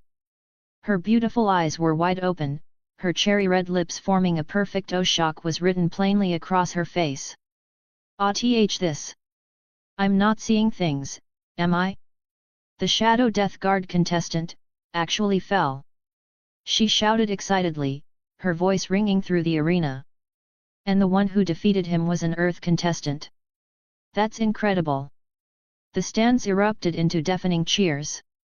Surprise, confusion, and even anger mixed together, but above all else was admiration. To defeat the Shadow Death Guard meant only one thing. A new champion was about to be born. Ghost Freak cast one last glance at the fallen Shadow Death Guard, then turned and rushed toward another battlefield. Boom! Technork swung his massive hammer, the violent shockwave smashing straight into Kevin 11's abdomen with a terrifying crash. Kevin 11 screamed as his body was hurled backward like a rag doll. He slammed into the golden floor along with 4 arms, both of them landing in an utterly miserable heap. Oh, come on, Kevin, can you be any more useless? 4 arms complained, rubbing his aching head. You can't even beat that big idiot. Shut up, Ben Tennyson. Kevin 11 snapped back viciously, his face twisted in pain and rage. You didn't beat that tiger either. You're just as pathetic. Don't act like you're any better. 4 arms spread his hands helplessly. Hey, who knows? That guy couldn't even touch me at first. Then he just kept getting stronger, like he was pumped full of adrenaline. Technork and Blood Shadow Tiger advanced side by side, killing intent blazing in their eyes. Each step they took sent tremors rippling through the ground. It's over, this is bad. 4 arms thought grimly, his heart sinking. Kevin 11 glared fiercely at the 2 approaching enemies, but waves of agony tore through his body. He barely had any strength left to fight. Die, Earthlings! Blood Shadow Tiger let out a furious roar. Dropping to all fours, his body blurred into a streak of crimson as he lunged toward them. At the critical moment, a flash of purple surged in from the side. Ghost Freak struck. White skeletal claws extended, stabbing straight toward Blood Shadow Tiger. Chapter 194, Chapter 194, Stronger with every battle. Swoosh! A ghastly bone claw slammed into the Blood Shadow Tiger's flank, hurling it sideways. The massive body skidded across the floor and rolled to a stop several meters away, struggling to get back up. See cuz. 4 arms' eyes widened. At some point, Ghost Freak had already appeared on the battlefield and struck without warning, dealing a heavy blow to the Blood Shadow Tiger. Seeing the tiger fall, Technork let out a furious roar. His powerful body surged forward like a heavily armored vehicle, charging straight in. Ghost Freak gave a chilling grin and vanished on the spot, causing Technork to crash into empty air. What the hell? Technork scratched his head, completely confused. In the next instant, Ghost Freak reappeared behind him, a pale bone claw flashing out and slamming into his back with blinding speed. Technork screamed in agony, not even having time to turn around before. Ghost Freak tore open the rift in his chest, exposing countless writhing tentacles that lashed wildly across Technork's body. Those terrifying tentacles were so powerful that even the Thunder Dragon couldn't withstand them. Technork quickly went limp, collapsing and losing all ability to continue fighting. Suddenly, a sharp gust of wind howled in from behind Ghost Freak. Without turning his head, Ghost Freak slipped straight into his intangible state, narrowly avoiding the lethal strike. Roar! The Blood Shadow Tiger's ambush failed. Its limbs dug into the golden floor as it crouched low, staring fiercely at Ghost Freak hovering in midair, his form flickering in and out of sight. Faster, and stronger too. Ghost Freak muttered. He could clearly sense it. The Blood Shadow Tiger's combat power had risen significantly. But it had just taken a devastating hit from him. By all logic, it shouldn't be this strong. Unless, the more damage this thing takes, the stronger it becomes? Four Arms watched the ferocious tiger and hurriedly warned, "Cuz, be careful. That Blood Shadow Tiger freak is really weird. The more you fight it, the stronger it gets. I can't beat it anymore." "I know." Ghost Freak nodded. A cold, sinister glint flashed through his purple ghostly eye. Roar! Driven into a berserk state, the Blood Shadow Tiger lunged again. Ghost Freak slipped into the void. Before the tiger could even react, a bone claw lashed out, delivering a crushing sideways blow to the back of its neck. Thud! The Blood Shadow Tiger's eyes rolled back as it collapsed onto the gleaming golden floor, completely unconscious and unmoving. "If it just keeps getting stronger, then knocking it out works just fine," Ghost Freak said calmly. With that, all three former champions had fallen, defeated at the hands of Ghost Freak at his peak. On the ornate hoverboard, the rabbit-eared alien stood frozen for a long moment, staring blankly at Ghost Freak below. All around, the spectators' eyes were wide open, nearly bulging from their sockets. They stood stiff and silent, the entire arena plunged into stunned quiet. "I hereby declare that the winners of this battle are the three Earthling contestants." The rabbit-eared alien shouted at the top of his lungs, his chest rising and falling sharply. Whoosh! As expected, the crowd erupted from every direction. Deafening cheers and piercing screams exploded through the arena, threatening to shatter eardrums. "Oh my god! That ghost is insane! He actually defeated all three grand champions! Even the Shadow Death Guard lost! That Earth contestant is way too strong! He took down all three former champions by himself! Am I dreaming? This world has gone crazy! Looks like a new grand champion is about to be born." At that moment, a fluorescent green pop-up window appeared high above the Colosseum. Inside it stood a tall, slender figure. With his hands clasped behind his back, Slixvigma spoke in a raspy voice, "I am Slixvigma. I will now announce that a new grand champion has been born. He is an ectonurite from the inner star system." Whoosh! Another wave of noise swept through the entire Slixvigma arena, echoing non-stop before gradually settling down. After announcing the new champion, Slixvigma did not linger. He merely cast a brief glance at Ghost Freak before disappearing. Ghost Freak's inverted skull slowly swept across the arena, taking in the countless gazes filled with awe and reverence. A sense of satisfaction rose within him, along with a faint feeling of accomplishment. So this was what it felt like to become the champion of the Reaper tournament.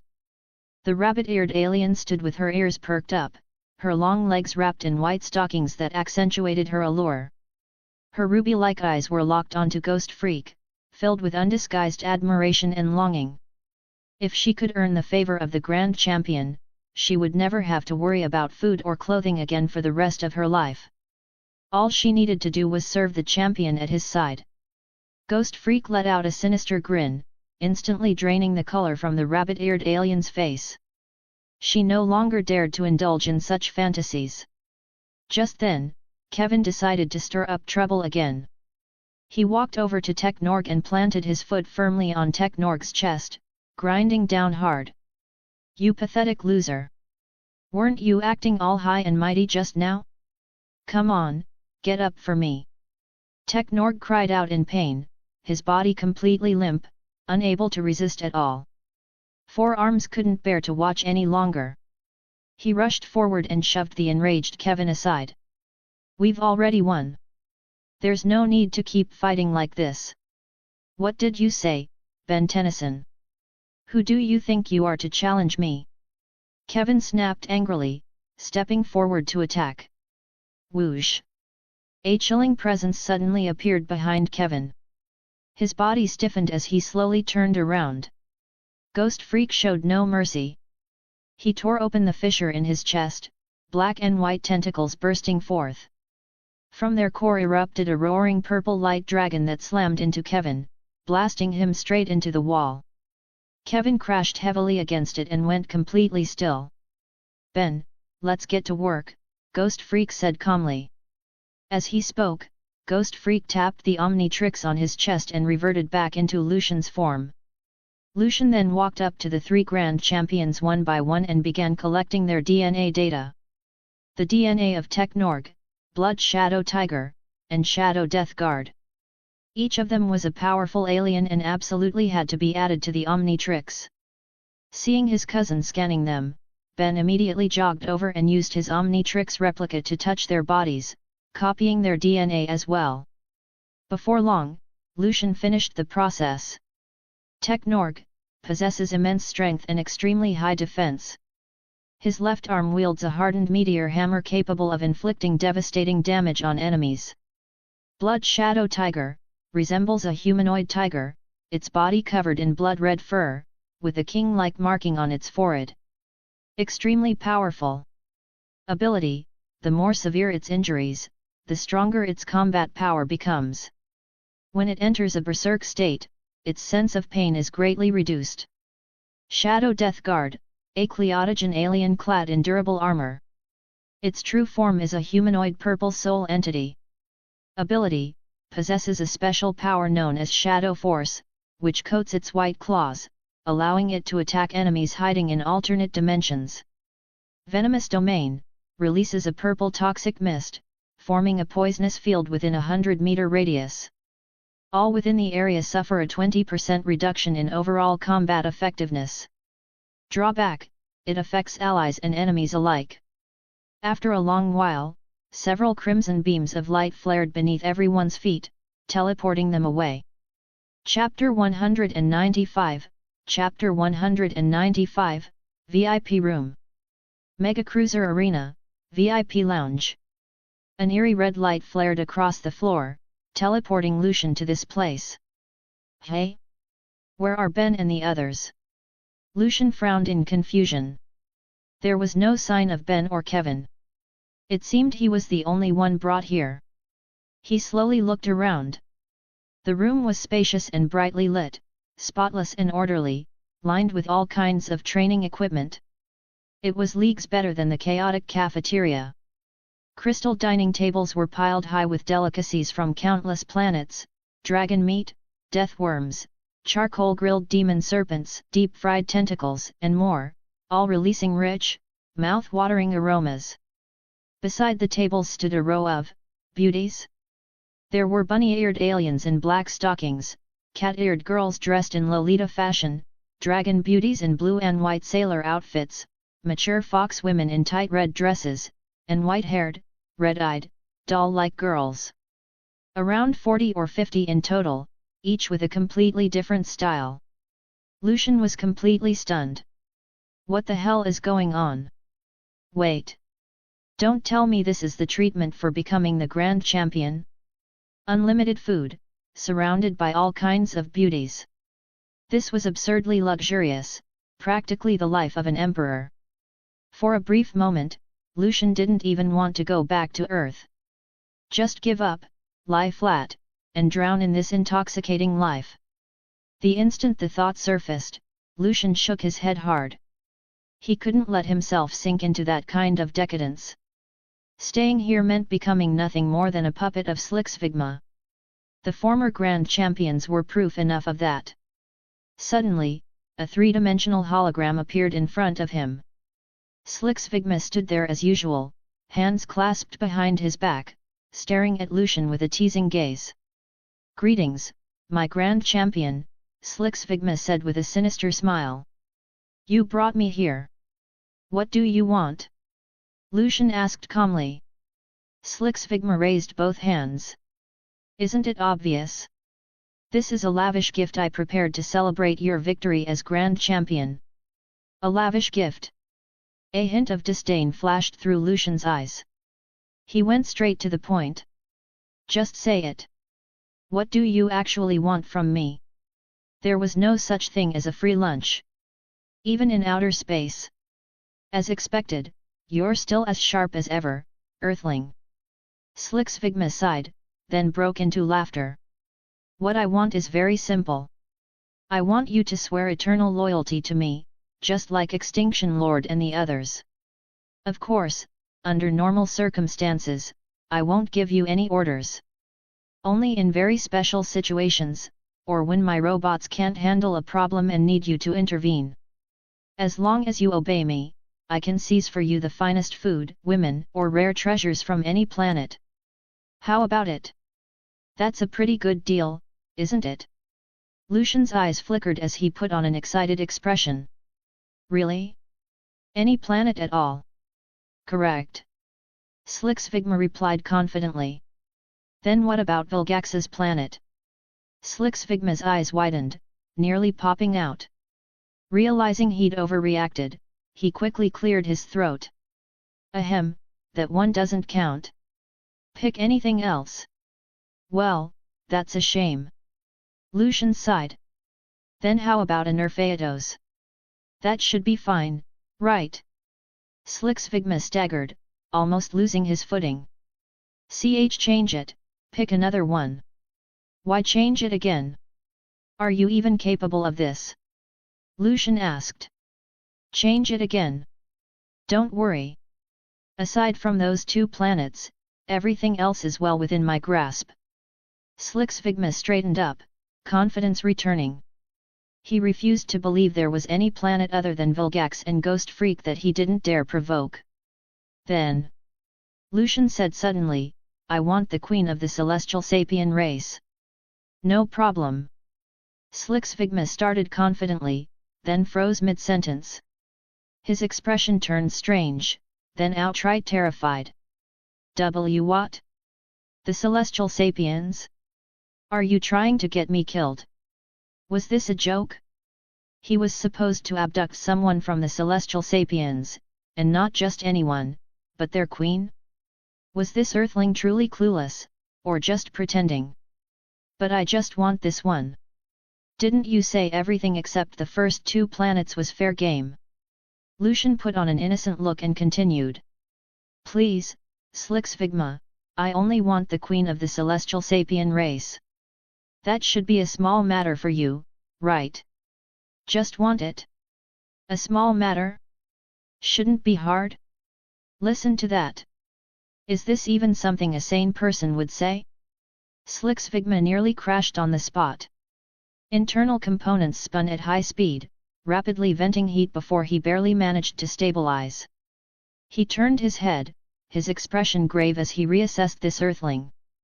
Just a few sentences had nearly made his CPU overheat. Terrifying. Pick another one, Slixvigma said.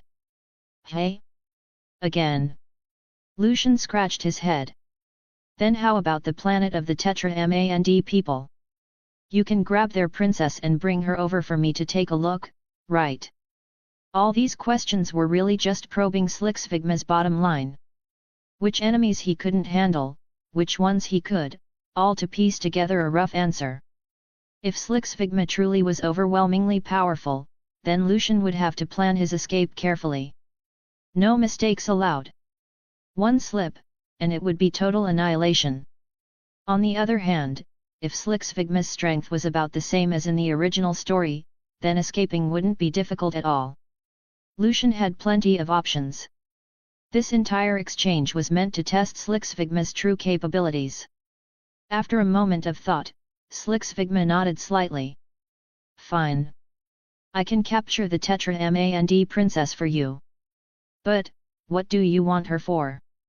I'm interested in her. Is that not allowed? Slixvigma's gaze turned strange.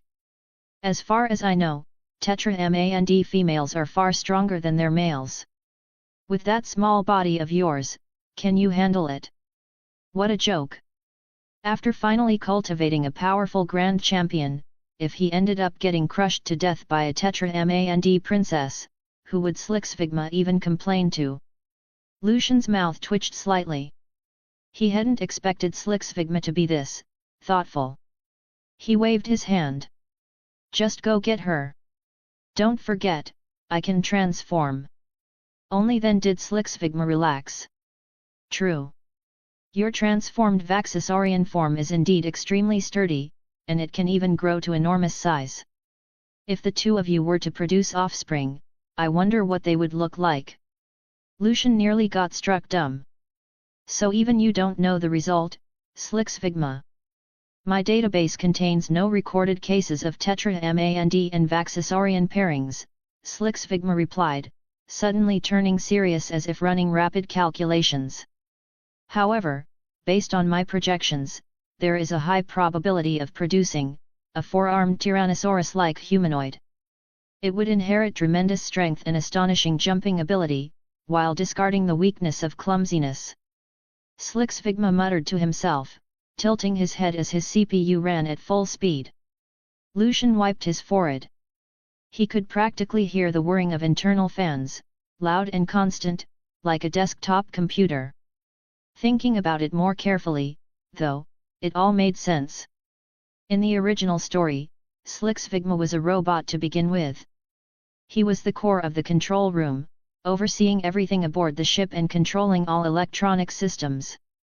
As long as he wished, he could access the ship's cameras at any time and observe every movement. He controlled all the red robots and an arsenal of weapons, an absolute ruler with complete authority. All right, Shigekuni said with a sinister smile. I've agreed to capture the Tetramand princess for you. However, the ship will still need several days to reach that planet. So, he continued, fixing Lucian with his gaze, what's your answer? Chapter 196, Chapter 196, You're the one who feeds me. Lucian's inner thoughts, submit, or die. All right, I agree. He grinned, a flash of cunning flickering in his eyes. Excellent. I enjoy working with smart people the most. Shigekuni clapped his hands lightly and continued, in that case, I won't disturb your rest. Heh. Today is your championship day, after all. All right. Lucian nodded. Just as Shigekuni was about to leave, the holographic projection condensed again. Oh, right, Earthling. Are you satisfied with the food and women I arranged for you? Hearing this, Lucian glanced to the side at the female aliens. Well, most of them weren't exactly good-looking, but there were a few standouts, some even surpassing top-tier celebrities from his previous life.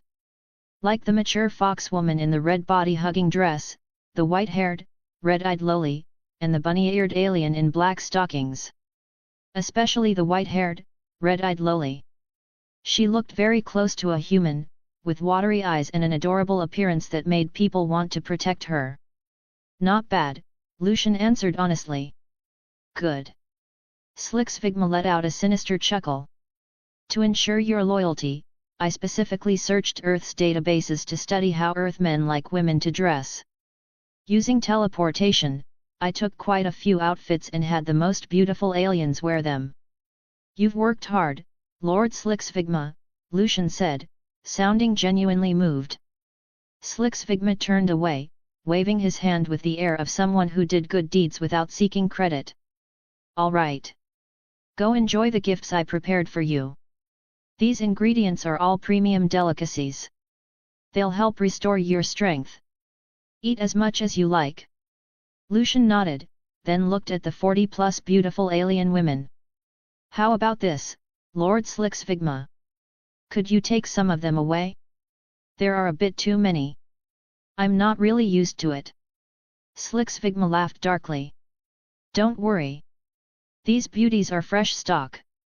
I conducted thorough physical examinations on all of them. They're absolutely safe and non-toxic. With that, Shigekuni left, the faint green glow of the projection slowly fading away.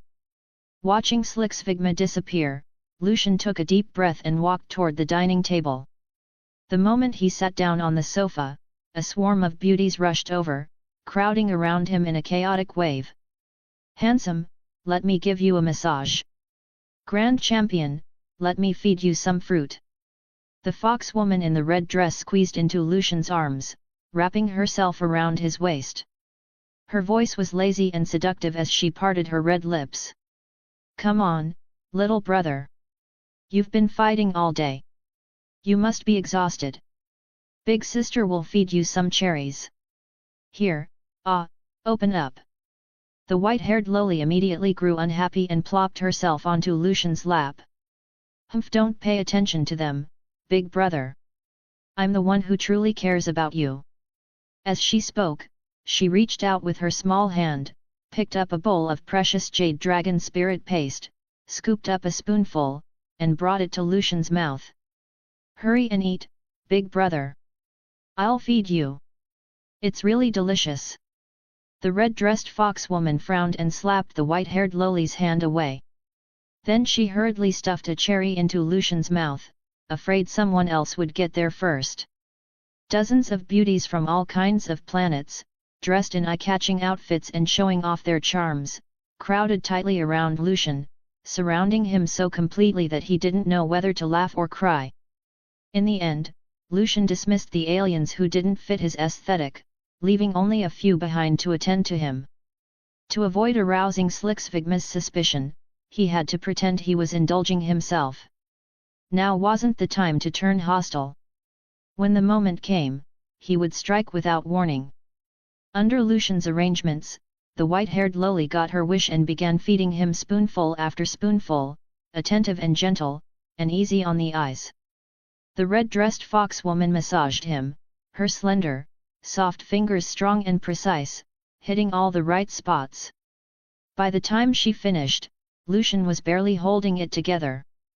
The bunny-eared alien in black stockings sat on his other side, carefully telling him stories. Half reclined on the soft sofa, Lucian didn't need to lift a finger. Food came to his mouth, everything was taken care of. Even immortals would envy this kind of life. So this is the life of a grand champion. Lucian murmured, momentarily dazed. In his past life, he had just been a bottom-ranking student, a nobody drifting through life, the kind of bad kid people talked about, lost and uncertain about the future. An utterly ordinary person, the kind you could find anywhere. Who would have thought he'd one day cross over into the world of Ben 10? Not only that, but he'd obtained the Omnitrix, beaten up all kinds of freaks and villains, saved people from disaster, and fulfilled his childhood dreams. Now he was the grand champion of an interstellar arena, surrounded by beauties and feasting on endless delicacies. Everything felt unreal, hazy, like a dream. With the white-haired loli feeding him, Lucian had eaten quite a bit and was starting to feel full. He had to admit, the food Shigekuni prepared was truly excellent. Each dish was the finest specialty from a different planet, slowly restoring his exhausted body. Thankfully, he hadn't eaten the purple mud paste in the cafeteria earlier. That garbage looked even worse than pig feed. "Big brother, eat slowly." The white-haired loli hurriedly picked up a napkin and gently wiped the corner of Lucian's mouth. "Little brother, are you full yet?" The red-dressed fox woman leaned close to his ear, her breath warm and fragrant. "Big sister hasn't eaten yet. How about, you feed me?" The bunny-eared alien immediately got upset. "You fox spirit! How can you make the champion feed you? That's outrageous!" The red-dressed fox woman smiled slyly, tugging at her collar and revealing a hint of cleavage. "This meal isn't that kind of meal, little bunny. You still have a lot to learn." Out of the corner of his eye, Lucian caught a flash of snowy white skin, his heart pounding violently. He swallowed and cleared his throat. How about this? If you're hungry, just eat on your own. No need to hold back. If it's not enough, I'll go ask Shigekuni. No, little brother, I want you to feed me." The red-dressed fox woman shoved the white-haired loli aside and swung herself onto Lucian's lap, pinning him down. Chapter 197, Chapter 197, Yenji. In an instant, Lucian felt an overwhelming pressure bearing down on him. The fox maiden in a tight red dress gazed at him with sultry eyes. She raised a jade-like finger tipped with crimson nail polish, resting it beneath Lucian's chin as she spoke in a soft, coquettish voice, "Such a handsome face. On our planet, there's never been a man this good-looking. On her home world, there were only male foxes, no other genders at all. And every last one of them was hideous, reeking of an overpowering stench. As the Empress of Fox Charm Planet and its most beautiful woman, Yenji had never been able to tolerate those twisted, ugly creatures. She spent her days in constant melancholy, endlessly hosting handsome competitions, all for one purpose, to find a truly attractive husband. But after 5 long years, she still hadn't found anyone who met her standards. Just when she was sinking into despair, a crimson light enveloped her and whisked her away to this spaceship. From Slixvigma's words, Yenji learned her fate. She had been captured and brought aboard the mega-cruiser. Already burdened with sorrow, Yenji had assumed she would fall into the hands of some grotesque alien. Instead, the grand champion before her was refined and strikingly handsome, the very image of the man she had dreamed of.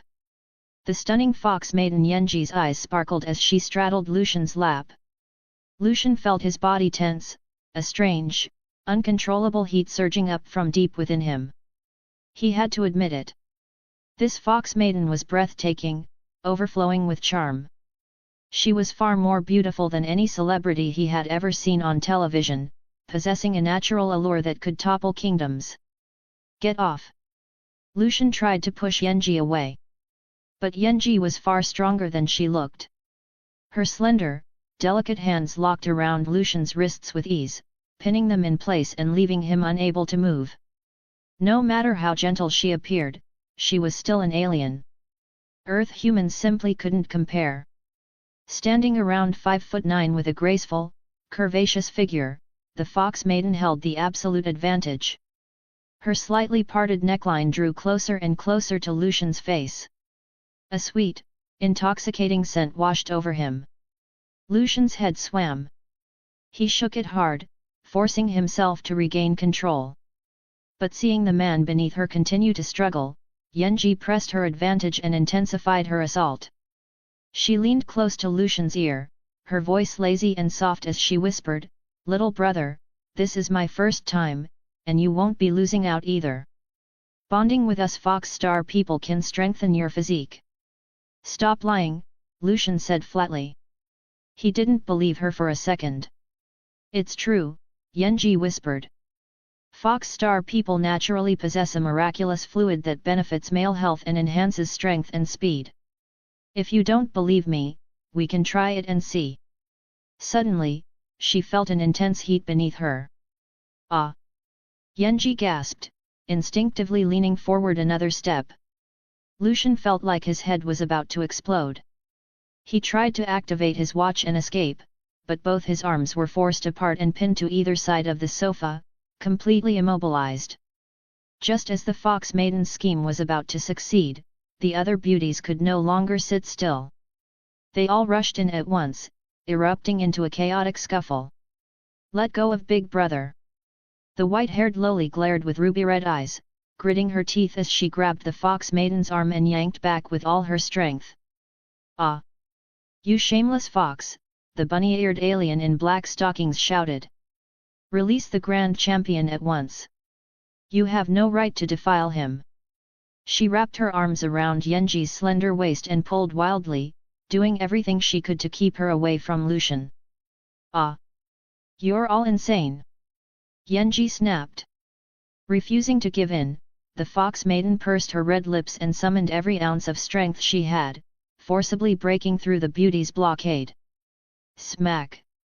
Her soft red lips pressed against Lucian's cheek, leaving behind a vivid mark. Before Yenji could even savor the moment, she cried out as she was tackled to the ground by the frenzied crowd.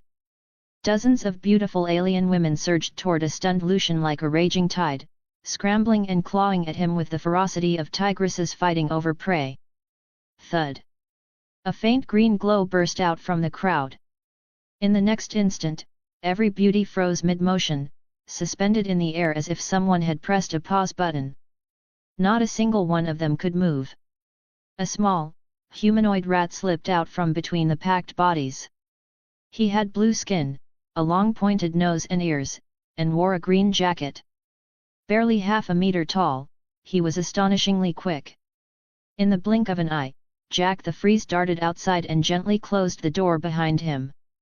Jack the Freeze freezes time within a 5-meter radius without affecting himself. Can move freely within the frozen zone and possesses high agility. Weaknesses: low offensive power, may be unable to break enemy defenses. Primarily support-oriented. Each freeze lasts 5 seconds, with a 2-second cooldown. Note: the cooldown begins only after the ability ends. After the Fox Maiden had been dragged away by the others, Lucian's hands were freed. He immediately transformed and escaped the encirclement of the hungry wolves. Now outside the door, Jack the Freeze paused, considering where to go next. Suddenly, heavy footsteps echoed from a side corridor. Jack the Freeze scanned his surroundings and quickly ducked behind a trash bin, eyes locked on the intersection ahead. Thud! Thud! Thud! Each step hit like a hammer, as if the floor itself were about to crack. Whoever was coming was clearly huge. Soon, 2 massive figures entered his line of sight. Technorc and Blood Shadow Tiger approached a room with grim expressions. Without saying a word, they raised a hand and knocked. A Shadow Death Guard poked his head out from inside, glancing around cautiously. After confirming no one else was nearby, he ushered the 2 of them inside and shut the door. What are those guys plotting? Jack the Freeze narrowed his eyes. He was about to step out and cross the intersection to investigate for himself. But he quickly pulled his foot back. Only then did he notice the dense network of surveillance cameras mounted overhead, rotating constantly to cover every angle with no blind spots at all. Wait, there should be cameras behind me too. The moment that thought crossed his mind, Jack the Freeze spun around.